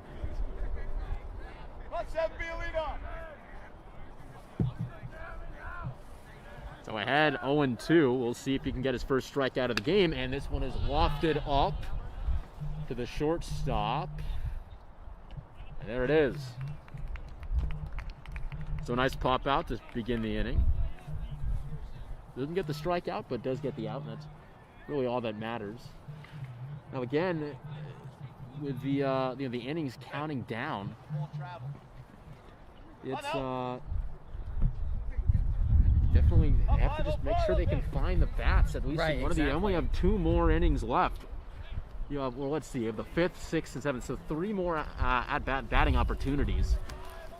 And I believe, lucky for them, they are going to be able to get through the order. As this is a long fly ball into the outfield, and they go ahead and range and get this one. So 2 straight outs here for Roskowski, 2 up, 2 down. But again, lots of contact. Exactly. There's They're- not. they're- It hasn't been 2 up, 2 They down haven't solved him strikeouts. because he hasn't given up a hit yet. But Right. I mean, and if you can get that going, like you're risking it. You're kind of tempting fate with that that much contact. But if it works, it works. And if they're able to trust the outfield and outfield's able to get those pop outs and fly outs, and then that works out in their favor and it keeps his pitch count low and allows them to be in the game for as long as possible. gets him to swing there, so gets ahead of the count, 0-1. So he comes back to him and he takes that one foul tip for strike number 2. And now this gives Roskowski the green light to go ahead and play with him a little bit, maybe with a breaking ball outside to try to make him look silly. Absolutely. That would be definitely a good strategy to use. I wouldn't be surprised seeing a breaking ball here. Just that exactly in. what we Here see. he is. Makes him swing early with a nice changeup. Gets him down the first strikeout. You can see maybe that settles him down a little bit if he will stay in the game for inning number 6. But now the Dragons come out. It's the yeah, I believe that was the 6th. That was the 6th inning. It wasn't the 5th inning. It was the 6th. They just changed the scoreboard. Huh. Well, it should be the bottom of the 5th. Because Let's see. GFA I believe hits right. the bottom, It has yeah. to be. It has to be the bottom of the 5th. It has to be the bottom of the 5th. I think they just. Right, that's what you have on your score sheet, right? Yeah, exactly. I have it on the Yeah, bottom of the 5th. we're keeping the score. I think the Yeah, the scoreboard's a little had- bit wrong. They changed the inning instead of the top, and they just went to the new one. Right.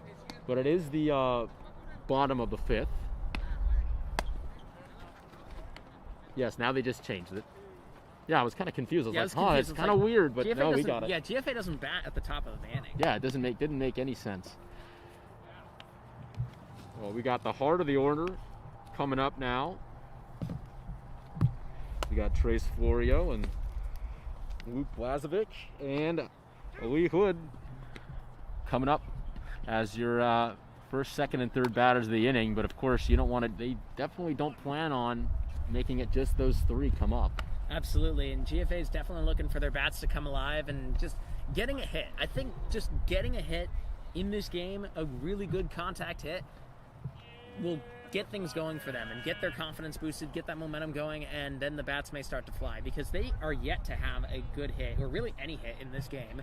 And they've had contact, they've made contact with the ball, they've had a couple of ground outs and fly outs, but that's not the same as actually getting a good solid hit. You get on first base, you know you earned it against the pitcher, and then you can start to work with things a little bit better once you see exactly what works against the pitcher. As that one's in the dirt for ball 1.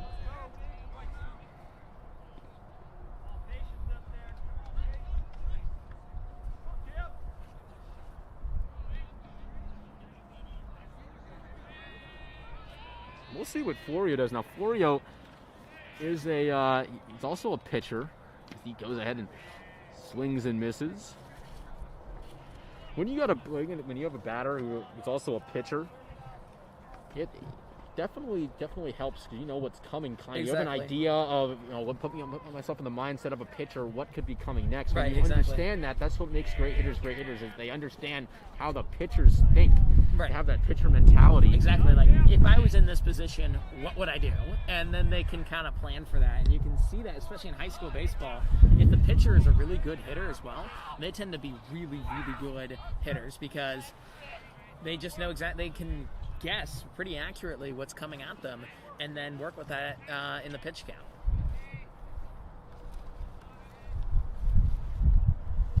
That one gets away from the catcher, but no one's on base, so crisis averted here. The count is even at 2-2.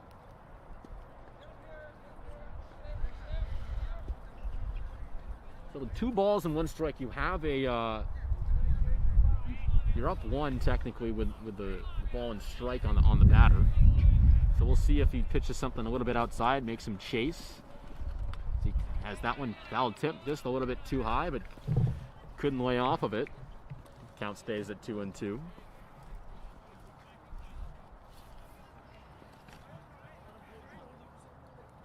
So now that one was a little bit high.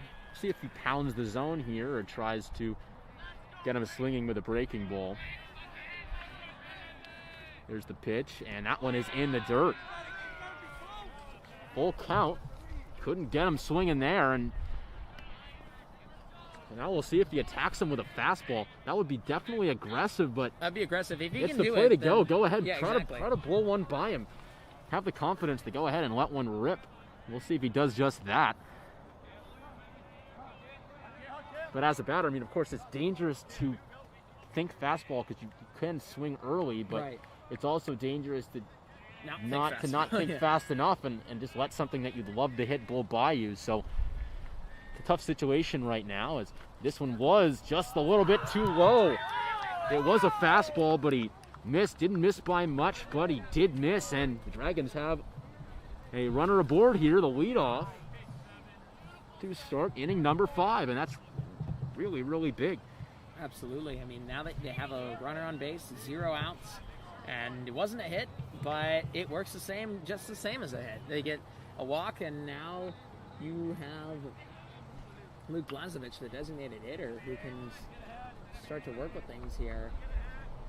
And this is a good position to have. You have your hitter coming in, your DH, and if he can tee off on the ball and he gets a good hit in the center, then you can have Florio possibly get to third on a If really it's good deep hit. enough, now look, I mean, when you have to think that right now you have the tying run at the plate as he tries to bunt. An interesting decision, missed on the bunt, couldn't take it back, and now this is going to be 2 strikes, no balls.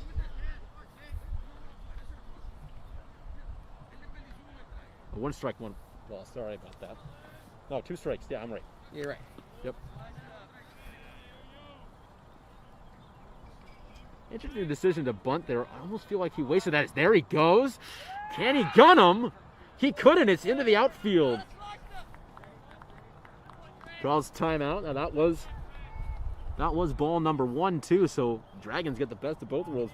Batter's still up, but not a big runner in scoring position. Absolutely. And we'll see. It takes now, 1 swing of the bat now to bring this guy home. Now this is interesting because now you can, if you see a really good pitch, you can start to tee off on that. And that's a There's strikeout. Strikeout. That's a Yep. good pitch, though. Good It was a breaking good ball. pitch.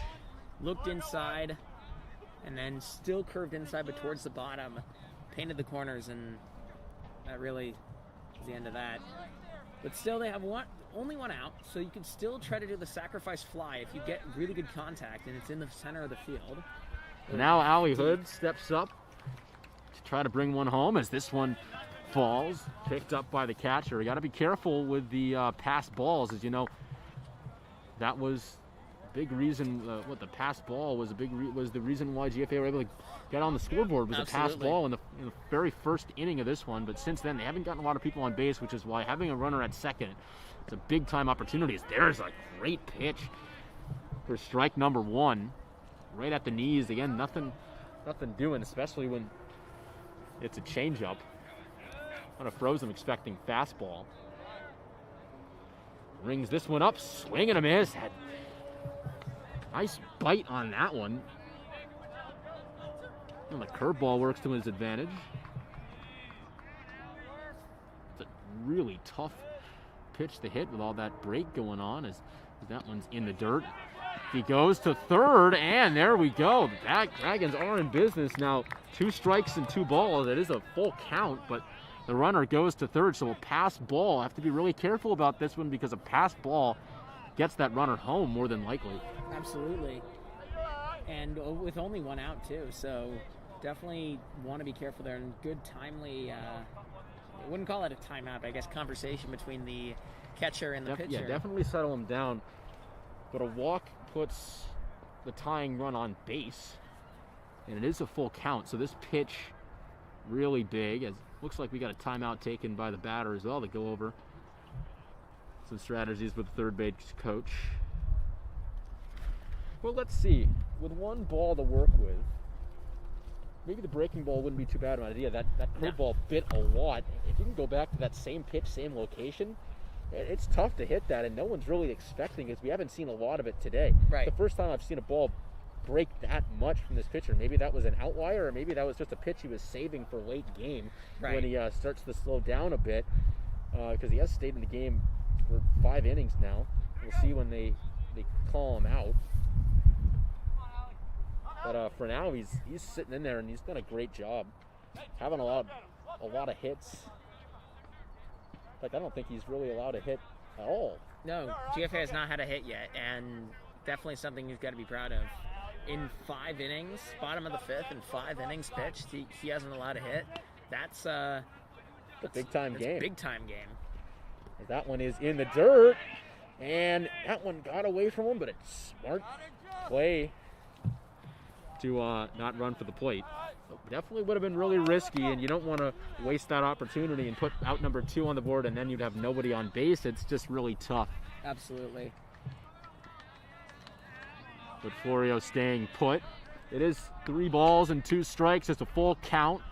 This pitch just outside as he walks. And the Dragons are now in business. That was a big pitch. Definitely could have changed the outcome of anything GFA had brewing. But now up steps Jack Cascella with a big-time opportunity with the tying run aboard here on first base. Runners on the corners, and it takes one big swing to get 1 run back. We'll see if he can do just that. Absolutely. One good swing, one good hit that passes the infield, and GFA's in business. Tried bunting the run home, but nothing going, and almost looked like Florio was going to take off to try to steal home. And nice idea, because if you do get a ball, an error, throwing error. Yeah, exactly. That would be big time. It looks like bullpen action here for the Hornets, so looks like their pitcher was probably be his last inning. As this one is swung on and fouled back. We'll put strike number 2 up there on the board.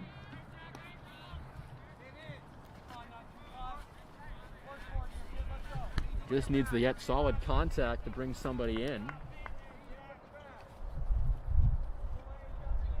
We'll see if he can work the count. Let's see if the pitcher wastes a pitch here, tries to get him to go out and swing. He has some pitches to waste too. Right, exactly. That would be an interesting strategy.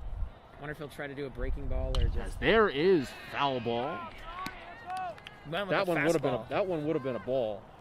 He did reach a little bit out of the zone, but again, just trying to protect the plate. You don't want to go down looking when you have runners in scoring position. You want to swing at that ball, but again, you don't want to make a decision you'll regret, especially in this point in the game. Exactly. At this point, this is a huge point for GFA with runners on the corners, and they have the opportunity to bring this lead a little bit closer or put down the deficit.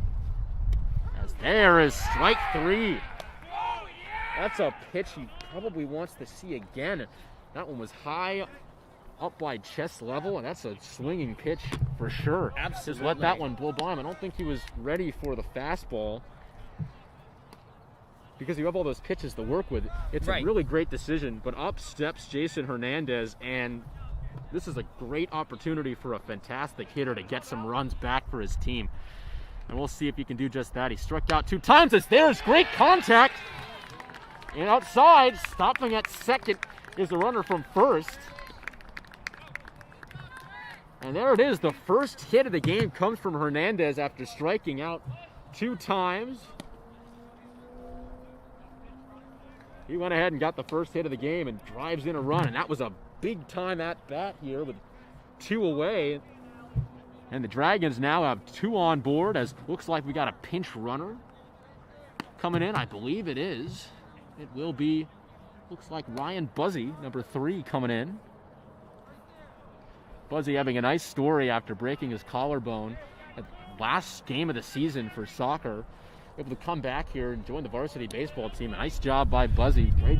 This shows great heart, determination, and some Absolutely. great Shows work his ethic too. Grit, and he's just not willing to give up at all. He's worked through rehab, and that's a tough injury to come back from. 100%. That's a really, really, broken Collarbone, especially in a sport where you have to swing right with your shoulders. You're using everything. And so just the mentality with the rehab and all of that definitely couldn't have been easy. But the fact that he's playing here today is just a great success story for him. So Keaveney steps up, has a nice contact, and gets this one through. Buzzy going to the plate, steps back, and no one was at third.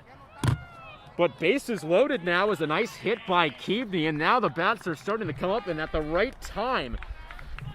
And you can see is now looks like, we'll see.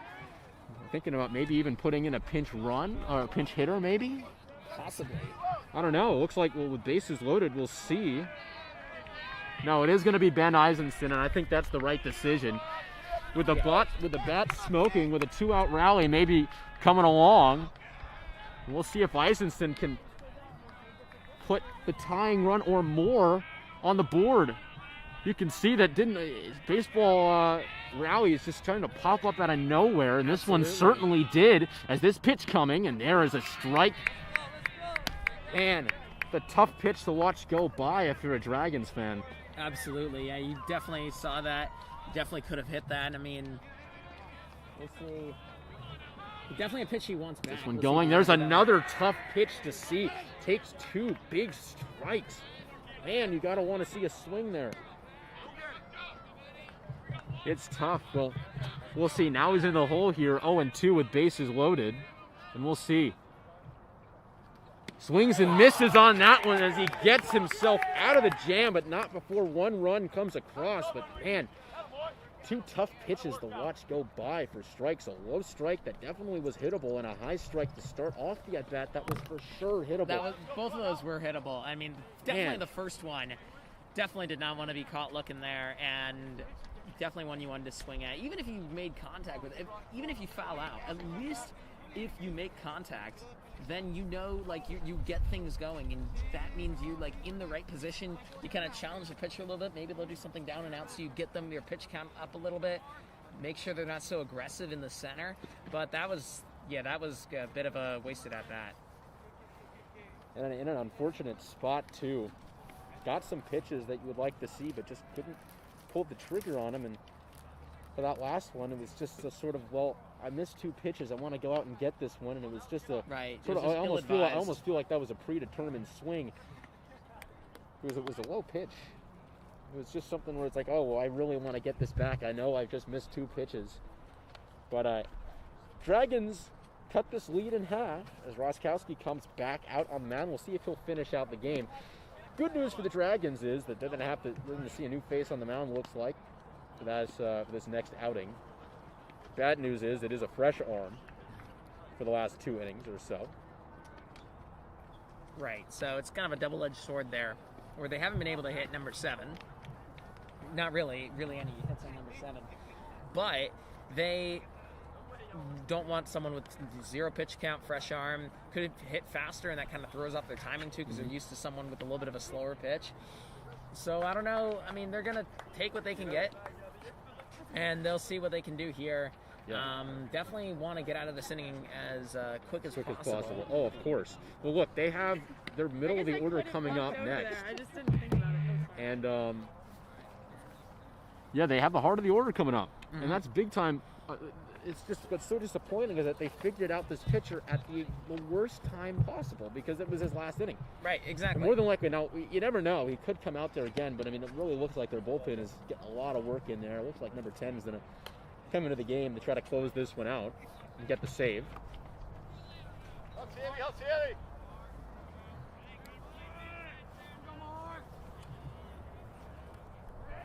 Well, let's see. Roskowski faces the first batter. The pitch, a little bit low for ball 1.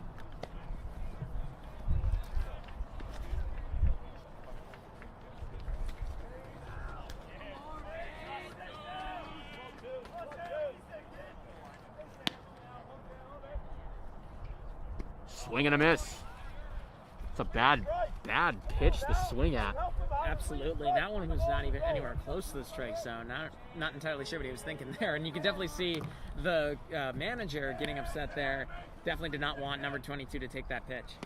There is the check swing. Thought about taking that one, but remember the last one and took that one there for ball number 2. So your count is 2-1.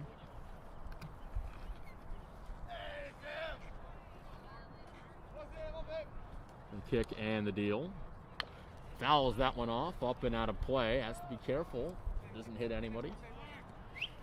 But your count is now even at 2-2. Get up, Zach.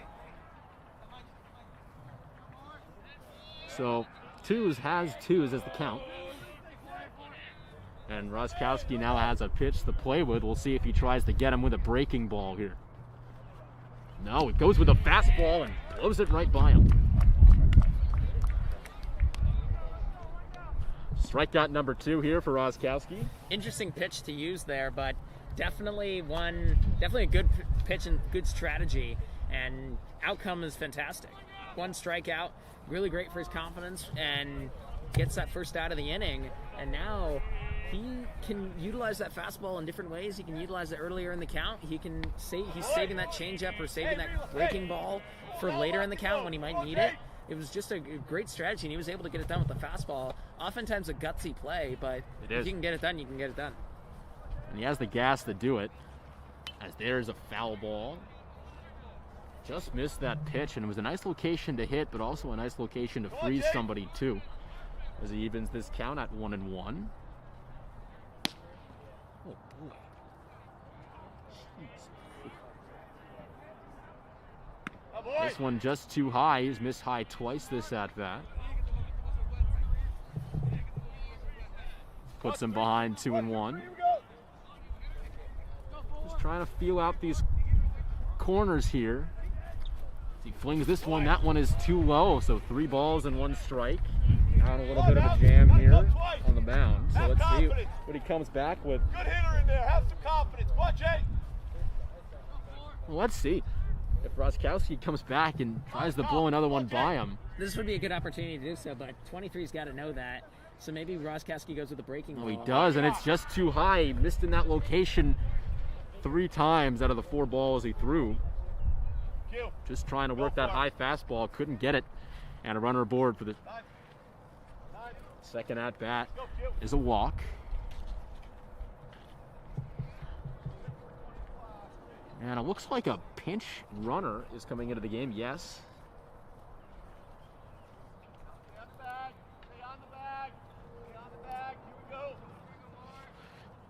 An update, Ryan Buzzy is staying in the game, playing right field now.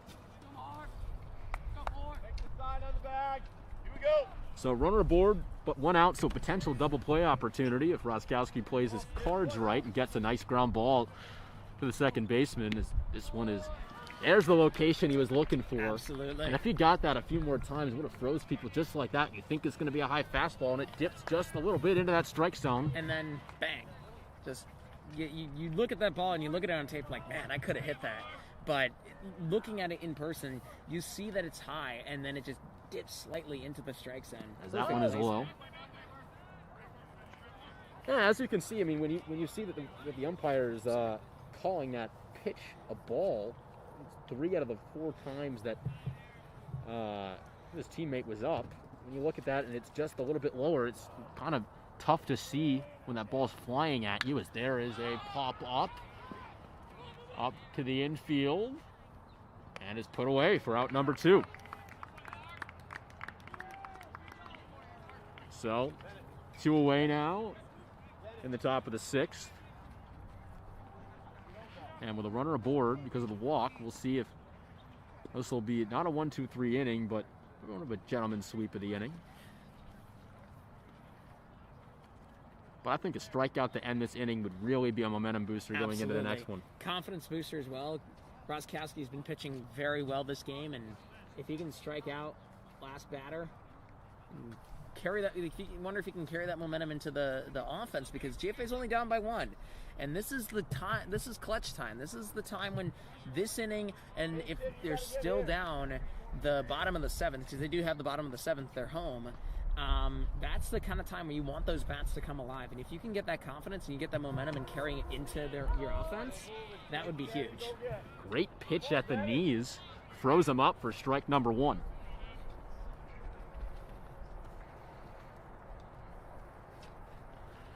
Checks the first base runner. Now set the go ahead. So no pickoff attempt here. Deals just a little bit low. Seems like he's mixing up the high-low combination. You have to think, you think they've noticed that pattern? I mean, they have to. I think they do. And I think they're going to, if he continues to do that, they're going to notice it more and they're going to act on it more towards the later stages of the game. And so maybe he's going to want to change that pattern, possibly do some more curveballs. I mean, that one was a fastball, and I think the one before it was also a fastball. So we'll see how he's going to change up that pitching lineup. And you know he loves that fastball, and he can blow people right by with that fastball. But he's also got that changeup and breaking ball in his There's swing and a miss, strike 3, and that's the big strikeout he was looking for to end the inning. So it took 4 batters, but the inning is over, and we enter the bottom of the 6th. And the Dragons can pick up where they left off, of course not with a strikeout, but with some hits and a walk. And they're in business, only down by 1. They got a big important run down. And they almost got the other one aboard, but Buzzy stayed put. And I think that was the right decision because you want to have bases loaded. I mean, with 2 outs, you're not risking the double play. Right. And with 2 outs, I mean, it's really everybody just continues. You run on 2 outs. Right. Exactly. And you can get the maximum amount of runs possible. You keep the bases loaded. You get another batter up. Because if you miss that play, you're thinking, well, if I didn't run, maybe he would have gotten a double. Maybe he would have gotten a triple and cleared the bases. You want to leave the door open. Right, exactly. You don't want to have the risky play. So I agree with Buzzy's decision. That was a good decision.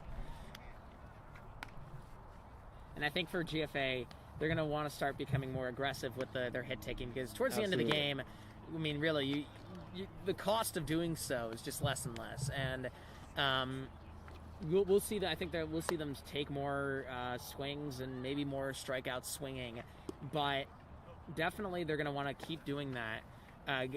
Start doing that. They're going to want to start taking those swings more. And who knows? We saw in the last one, we saw Keaveney take that swing and take a really good hit in shallow center field, and we'll see if that happens with other players for GFA as well. We will.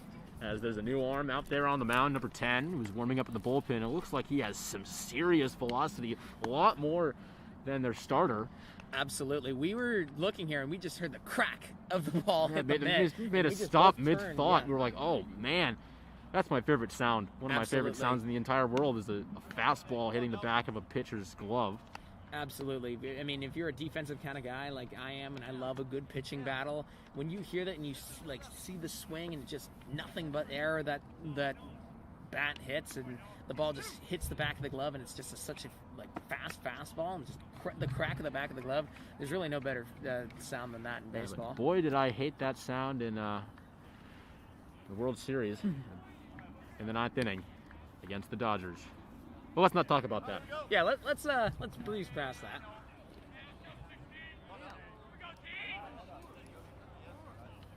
Sure, you like that sound when Rizzo caught the ball in extra innings, though. Absolutely, absolutely. I'm pretty sure I cried when that happened. I mean, I was really emotional between the rain delay and the extra innings, and it was Game 7. It was a lot for a 13-year-old me to handle. And you built your nice shrine in your bedroom to Ben Zobrist.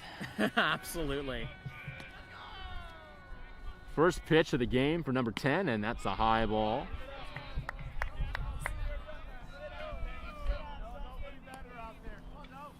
We're behind 1-0.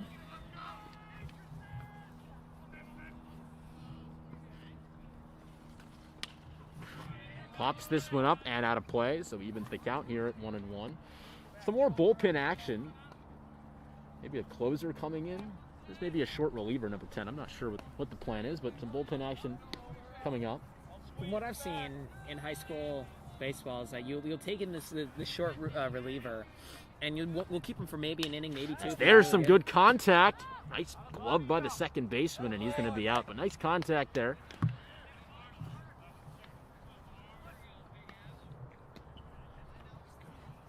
But like I was saying, with in pitching strategies for baseball, high school baseball would be you have that short reliever and you keep them in for maybe an inning, maybe two if they're doing really well, and then you bring in your closer. And your closer is usually like your second best pitcher, maybe your third best pitcher if your second's injured or just pitched the last game. And you just use them in that way just to close out the game. Make sure that if you do allow a run, you're not in like a bad position. There's a nice line ball, but that one just rolled foul. Didn't miss it by much. No, sir. That was nice contact, too.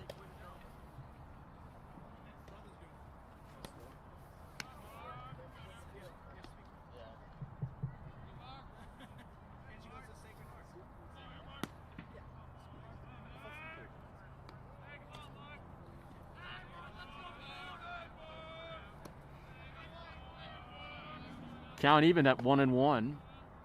Digs in, takes that one, a big swing. Will he get there?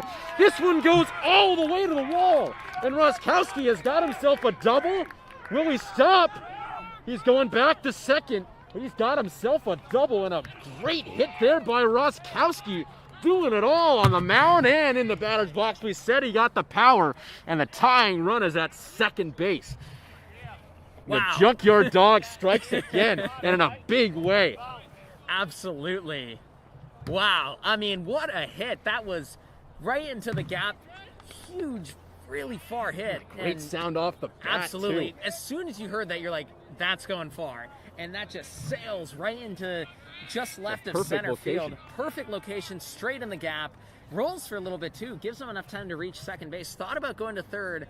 If he booked it, maybe he could have reached third with a slide. I don't think he wanted to risk it, though.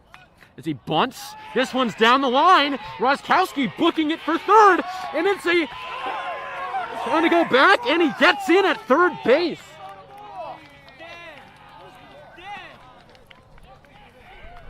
So the bunt works as Roskowski goes to third, the runner goes to first, and the Dragons now have the go-ahead run on first. A big-time bunt right down the line. Roskowski almost got hung up in a rundown, but able to dive back on the base. And there you go. The Dragons are in business just like that with one out on the board, runners on the corners. Here we go. Ups. Absolutely. This one popped up. Let's see, will he tag? He is tagging. He's going back, so they stop as there's out number 2. Not deep enough to score him. That was a nice throw to get in there. If it was just a little bit off course, we may be looking at a tie game here. But nice job sitting back on it.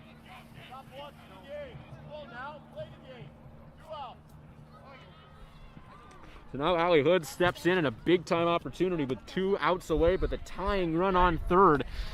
It just takes a bloop single, and this game will be tied. It's a nice long lead by Roskowski. You can tell as there's the runner goes, and he goes to second.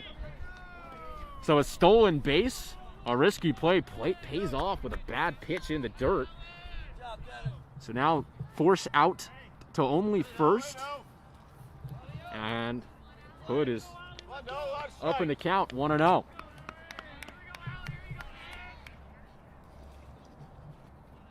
Now 2 runners in scoring position and 1 swing of the bat could have the Dragons in the lead as they pitch this one. It's a strike, and that was right down Main Street. A tough pitch to watch go by again. It's been absolutely a lot of bad takes that I've seen, especially in crunch time. Of course, maybe nerves getting to them, but boy. Yeah, that love was, to see that was that's one you want to hit. Yeah. Definitely one you want to hit, especially high. If you got some velocity on that, definitely could. That one is swung on and tipped back, and now we've got 2 strikes. They are 1 strike away from getting out of a big-time jam. Yeah, and if you're Allie Hood, you definitely don't want to strike out on this one. Anything but a strikeout. Ground out, ground out, fly out. Anything. You don't want to go down with a strikeout in this situation, especially with 2 outs. Absolutely.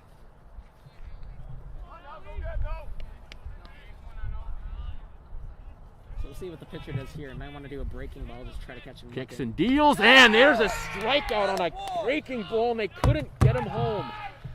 Oh, man. As repeats the top of the 7th. We'll see if Roskowski comes back out there. He's pitched great. Again, doesn't have a let's see. Does he have an earned run? No, it's not an earned run. No, it's not an earned run yeah, because that run did not 0 count. ERA. There's no earned runs allowed, but has one run that happened while he was pitching on his ledger. But it was because of an error. Exactly. So nothing, not really his fault. So no ERA. And he's been pitching really well, especially the last inning with that crucial strikeout. Fantastic strikeout. And again, the Dragons were able to get their bats going, but man, they just weren't able to get that final punch and I think swinging at the wrong pitch and taking, or swinging at the wrong pitch and taking at the right pitch. I mean, oh man, it was really tough. From a mismatch, I mean, man, that's tough to watch for the Dragons, but for the Hornets, they'll take that all day if they can blow it by, break down Main Street, and go ahead and pitch like that the whole way through. As Roskowski is going to stay in the game. It looks like there is going to be a pitcher's change for the Hornets, though. Number 17, the closer, is going to stay in.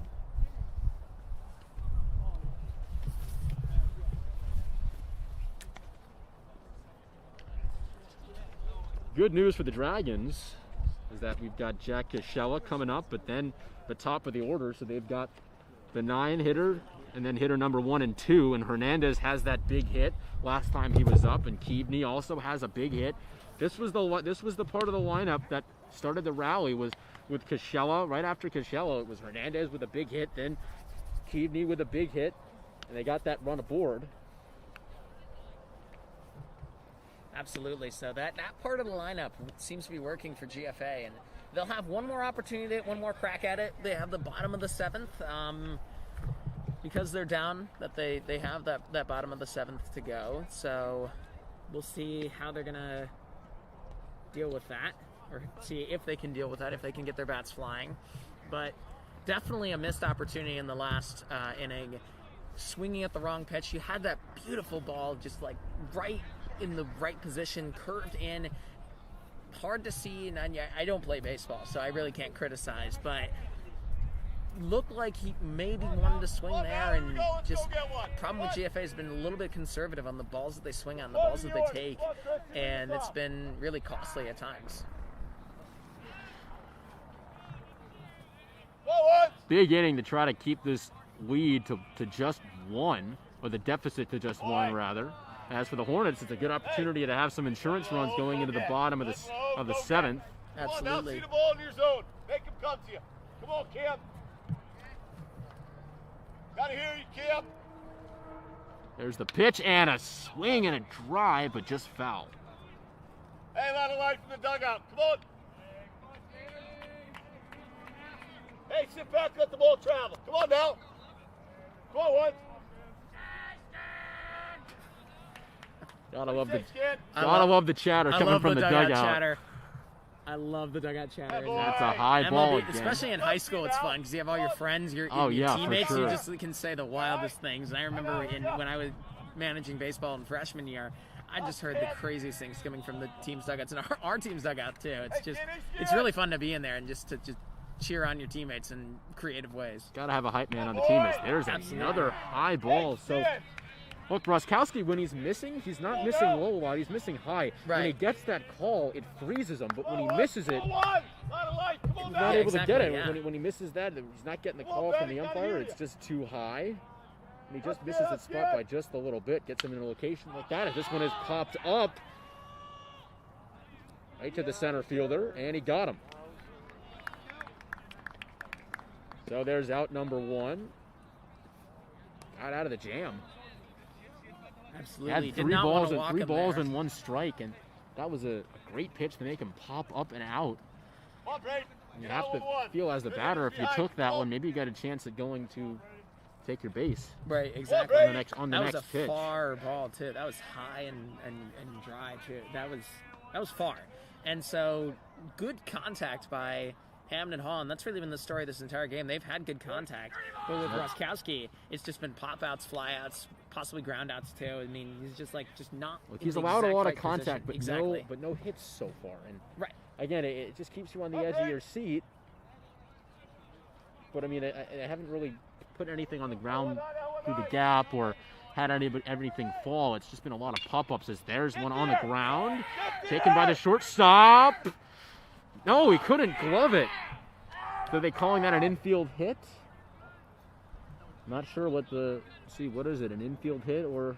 I don't think it's going to be a glove error. I think that's an infield hit. No, I'd give him the infield hit. I'd give him the infield hit too because it was a tough pass to handle. I mean, that pass was low in the dirt. The definition of an announcer jinx is what that was. Sorry, you gotta Mark. Be careful with that.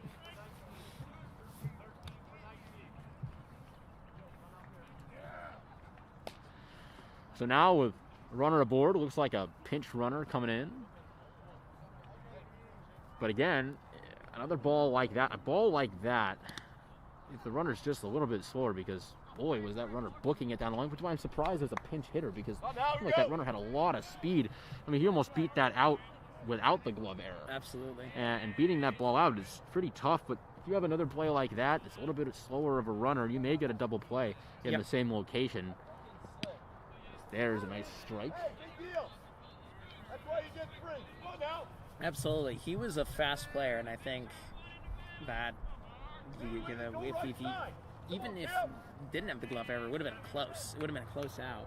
And so possibly his speed, hearing him rumble behind you could have influenced the ability to catch it. Popped up in foul territory. Can he get it? He will not be able to. Not sure if you can run around. I don't think they'll allow you to run past the backstop. That's normally in the MLB. Yeah, that's where the stands are.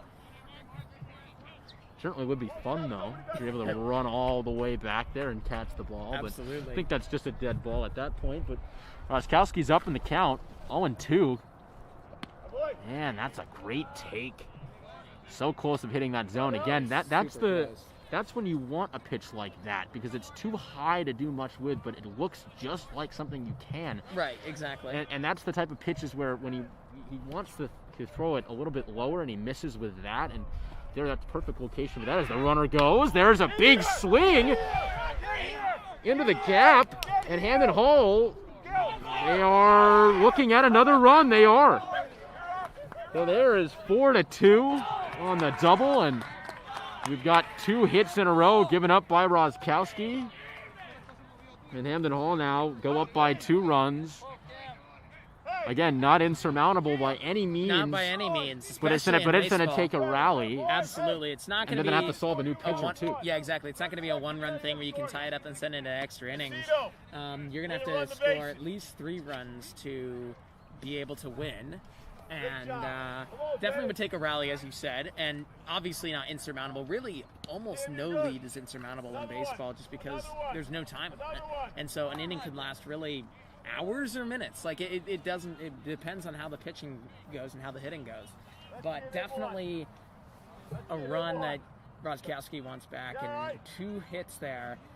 Might want to try out some change-ups and curveballs just to keep the batters on their toes so they're not just expecting a fastball. That's exactly what he does there. That one's in the dirt. With 1 ball, 0 strikes. Now this closer for Hamden Hall seemed to be missing a lot on his location, at least in the warm-ups. Doesn't seem to be throwing it as fast as number 10 either. So we'll see. I mean, it's interesting that he's closing this one out. This one has popped up. Will this be out number 2? It will. As they're tagging this one, and did he get him? He did not. He lost the ball. He swung underneath it. Runner goes to third, though, on the pop-up, and that's out number 2. So they are 1 out away from getting out of this inning with only a 1-run damage going against them. We got a big one right here. Come on now, go get him. So anything on the ground that gets through scores a run. You have to be really careful. You know what else scores a run? A pass ball. Right. Be careful with a pass ball. It's crunch time right now. Absolutely. So you want to lock down all your batten down the hatches defensively and make sure that your fundamentals are locked down tight, because at this point you want to give up nothing in terms of errors and no unforced errors as well, because you're down by 2. You don't want to be down by any more. The way that the hits have come at a premium in this game, you really don't want to be down by any more than 2. And so if Roskowski can get out of this, if he can get that final out, that'll be big. And going into the bottom of the 7th, GFA can start to work with that. knowing that they'd be only 2 runs down rather than more. On the flip side, this represents a fantastic opportunity for Hamden Hall. If they can get a run and widen the lead, that kind of hammers home, not necessarily a win, but definitely this one is up. gives Can he confidence. catch it? This is big. He does. Puts this one out away. It took him a long time to get there as Cascella's going to go fetch his hat, get the teammate to fetch it for him, and they're out of the inning, but now we're into the bottom of the 7th. And Isaac, this is the last chance for romance. Absolutely. And this is where things get to be really, really spicy in the bottom of the 7th, and we'll see if they can get the bats rolling. They're going to need the bats to start rolling. This is their last chance. Absolutely. This is it. This is crunch time. This is the witching hour. This is definitely where you want those bats to fly and where you need those bats to fly. And so GFA had good contact in the bottom of the 6th, and they were working with it. They had good contact. They saw pitches that they liked, and they took them, but they don't want to be conservative here. There's no reason why, if you're the last batter up 2 outs down, you shouldn't go down swinging. And definitely the coach is going to say, look, at this point, if you're 2 outs, and you're still 2 runs down, or maybe just 1 run down, or maybe even tied, you definitely don't want to go down looking. You want to go down swinging if you go down, because if you are able to hit it, if you find a good pitch and you're able to hit that shot, or hit the ball, then you could be the hero of the game and drive that run home. So we'll see. Cascella, who made the last out, is going to come up here and bat first. New pitcher comes on for Hamden Hall, and again, he looks like he has the slowest velocity out of all of them. And a weird pitching mechanic too. As you can see the way he throws the ball, kind of like a weird shoulder motion, as you can see. Kind of interesting. He takes the arm back a little bit and then sort of throws it forward. Right. Sometimes a weird pitching motion kind of tricks out. It does. It tricks out the weirds batter. out the batter, Mm-hmm. and it's almost part of your pitching mechanic where you weird them out that way. And if your pitches aren't really on the mark, then that helps out your pitching strategy there. But we'll see. It's like Darren O'Day for the Yankees. He's got that submarine. I mean, I don't know if I'd be able to focus on the ball when I just see a pitcher pitching a ball in a very, very cool way. Absolutely. The submarine and just sort of dunk up and go up. It's just slow. I don't know how his coach let him get away with that, but if it works, it works. And he is on the New York Yankees. It didn't get much better than that in terms of hierarchy, although right now the Yankees are not doing too good, much to the delight of a young Rays fan like myself. Yeah, exactly. And in the hierarchy of the baseball, it doesn't really get much higher than the Yankees. Red Sox. You ask somebody, a random baseball team, I'd say more than likely they'll say the Yankees.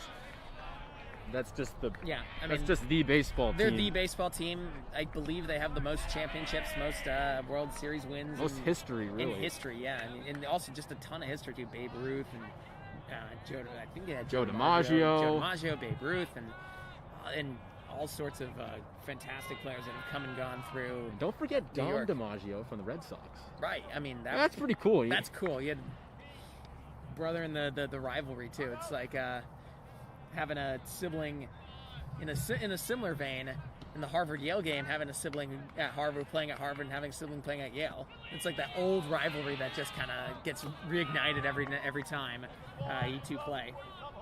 So Cascella now ahead in the count, 2-1. We'll see him getting on base. There is a ball number 3. A great eye by Cascella, as that was a pitch you definitely think he could swing at, but umpire calls it a ball.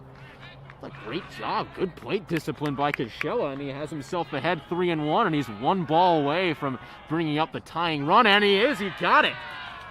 You can see this dugout up with the energy as Cascella gets on board, and up steps Jason Hernandez, who the last time he was up to bat, he got a big hit. It was that time when they really needed it. Absolutely. We'll see if he can build off of that this time. So Hernandez steps in, runner at first. Hernandez being the tying run. With the shift, there's a nice gap between the center fielder and the left fielder. You can see a massive gap in between. As he takes that one. Good eye there. Takes that one for ball 1.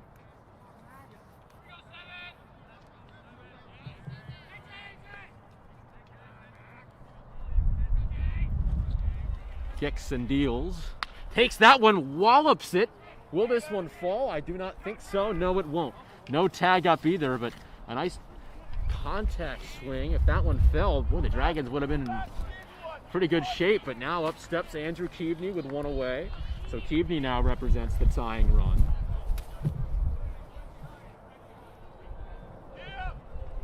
So one out, man on first. Let's see if Keaveney can give this one a wallop. We've seen him do it in the last. This is the part of the lineup where you see the bats start to fly and the bats start to get hot, and we'll see if he can do that here. So he swings and misses for strike one.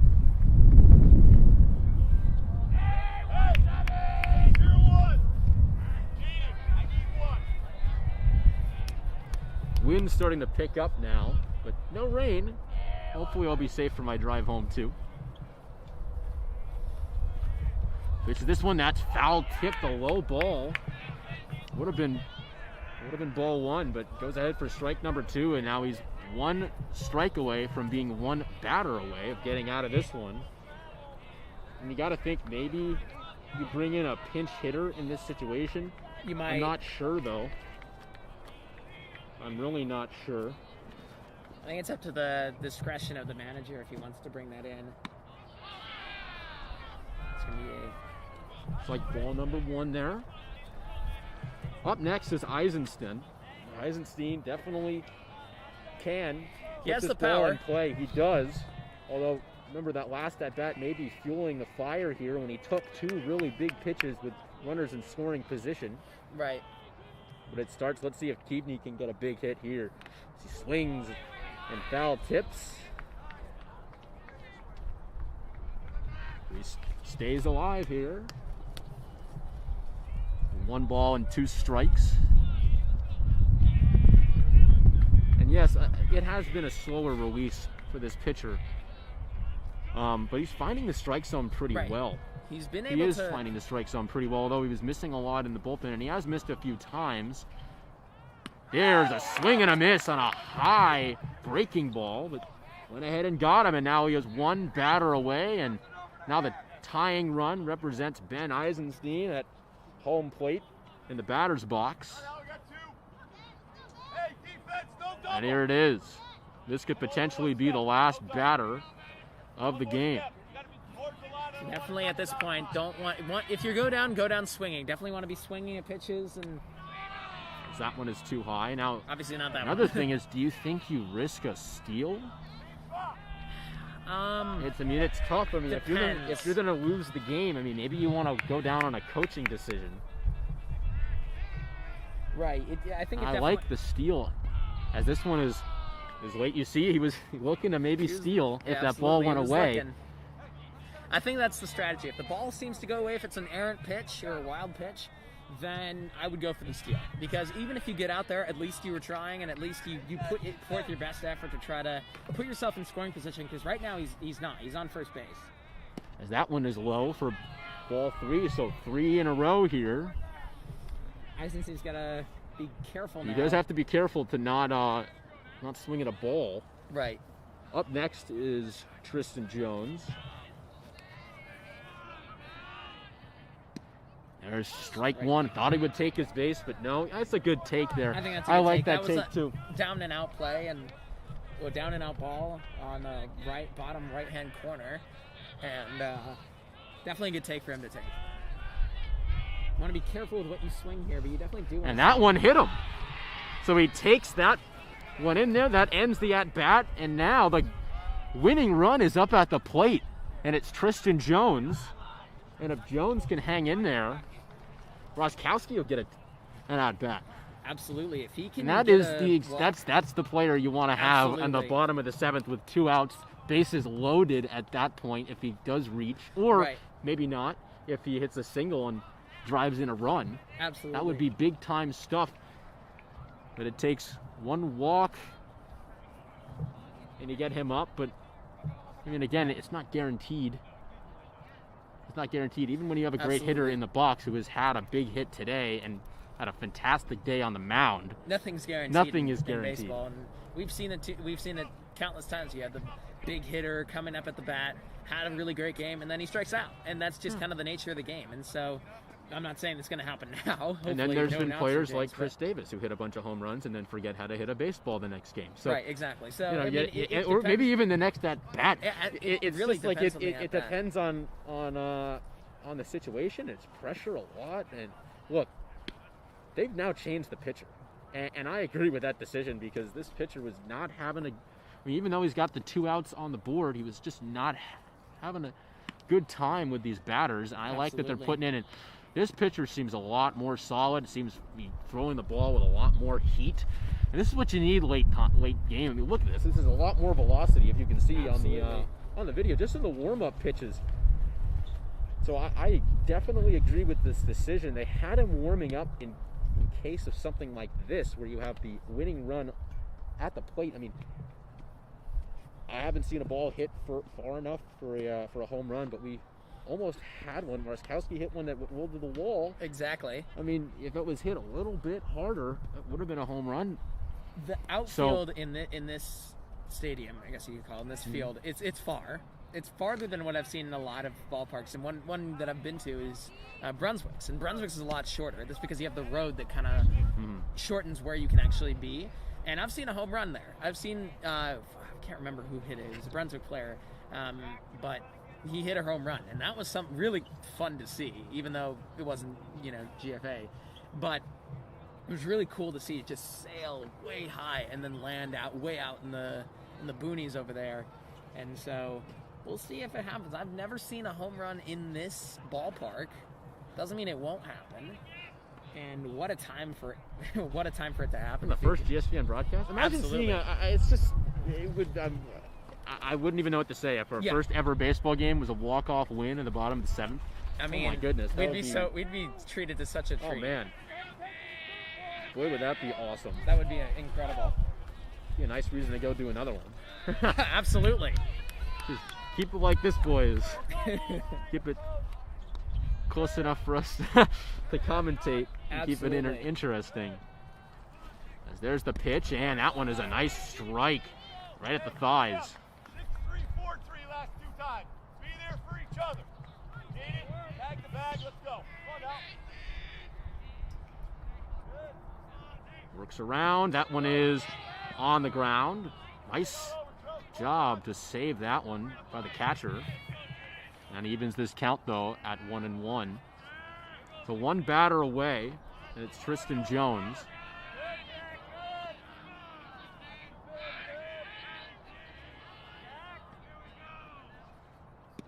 Didn't take it. Oh, man, that's a strike call, and that's an interesting strike call. I don't like that strike call. Me neither. That's a really low strike. Man. Not a lot of objection from the dugout, though, but they are 1 strike away from losing this game. This one is low. Nice job to check the swing and evens this count at 2-2. And nice job to keep with the pace of the pitcher, because the pitcher wanted to get that as quick as possible, try to catch him looking and try to catch him swinging there, really, with that low ball. But he doesn't bite. Swings and fouls that one off. That's a good swing from a high ball. That's what you want to see. Well, maybe it would have been a ball. You got to protect the plate there.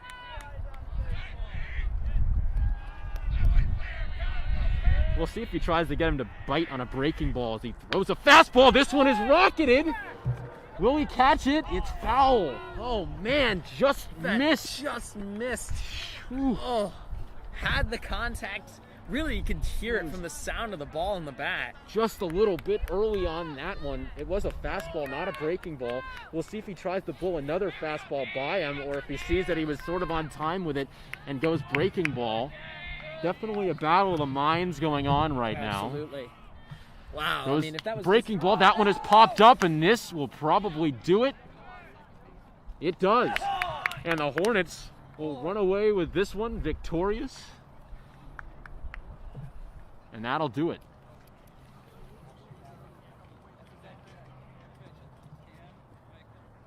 So the end score of this one, the Hornets 4, the Dragons 2.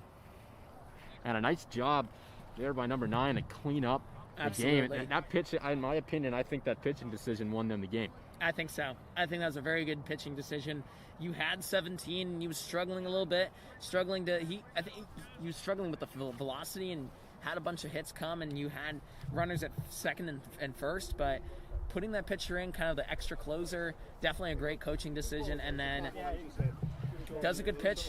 Had good contact on that one. If that was just a little bit to the right, what could have been, because that one was deep. Definitely would have scored a run, maybe would have scored another one depending on the throw. Exactly. Then you'd have Roskowski coming up. He could probably drive in something. I mean, potentially it's definitely a good chance coming off the hot hit of his last at bat. Right. Just kind of a what could have been scenario. Absolutely, what could have been, but what is that the Hornets go ahead, they run away with this one victorious. They walk away winners. And what was a great game of baseball. And the Dragons' bats started heating up. If they had just gotten a little bit more contact on some of their balls, kept it lower, I think we may have been able to start a nice rally back there. And absolutely.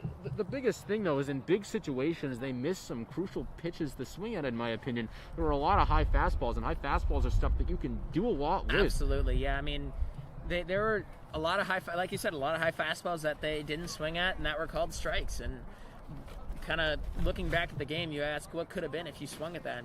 Maybe a ground out, but maybe a hit too. And it's in such a close game as this, and one that hits were at a premium, and you had runners in scoring position and like 2 or 3 times, and they struck out that way. You wonder what could have happened if you swung at that, and that's something they're going to work on in practices going forward, is working on laying back on being more aggressive with their hits and making sure that they take smart hits. And really that's, a huge part of the game of baseball is knowing exactly when to hit and when to lay off of it. And in this instance, they laid off of the wrong ones and hit at the wrong ones, or swung at the wrong ones. So Roskowski gets the loss, as Hernandez only gave up 2 runs. And that third run was unearned, but the fourth one was. So Roskowski does get the loss. Jason Hernandez, he pitched well, but once he hit that batter, it sort of seemed like it was going downhill. Right. In terms of trying to get that perfect location, trying to get that one pitch back. And the more he thought about it, the more he started throwing lower and lower until he ended up walking somebody on 4 pitches. It was I wouldn't say it's a tough outing for him. I think he pitched pretty well up until that point. I think he did too. Roskowski did a nice job in relief. Giving up, 2 hits? Both of those hits coming in the very last inning. Unfortunately, one of them being a big run. Now, that run ended up not coming back to bite them because they weren't able to get a run of their own in the bottom of the 7th. But overall, a great game, although not a lot of strikeouts. Usually, you're used to seeing some of the swings and misses, especially on that fastball.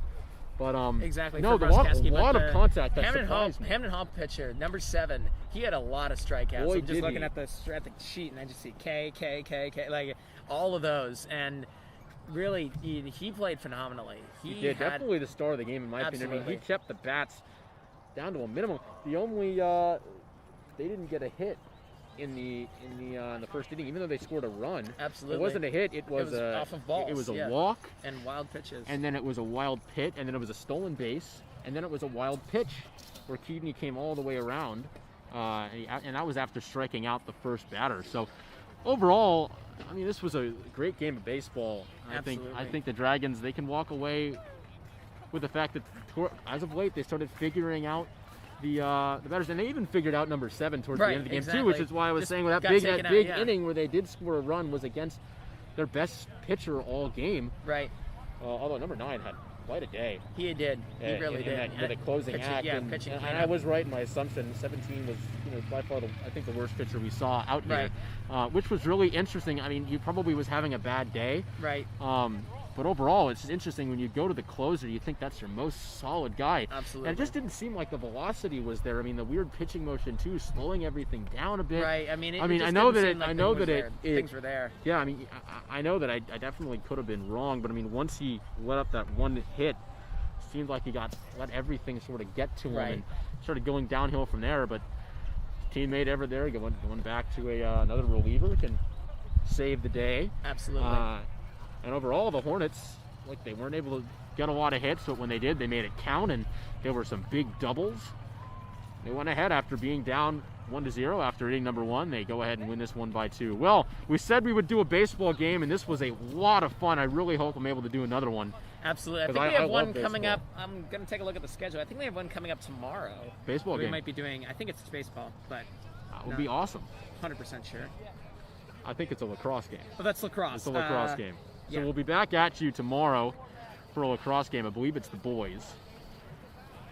But we said we'd do a baseball game, and we did just that. And I hope this was just as fun as we advertised for all those times. Look, we kept our promise. We did it, and did our hopefully we'll baseball be game. back for another one because, like I said, this was a lot of fun. And maybe next time the Dragons can go ahead and give us a taste of victory on Absolutely. our broadcast. But as for right now, the Hornets take this one.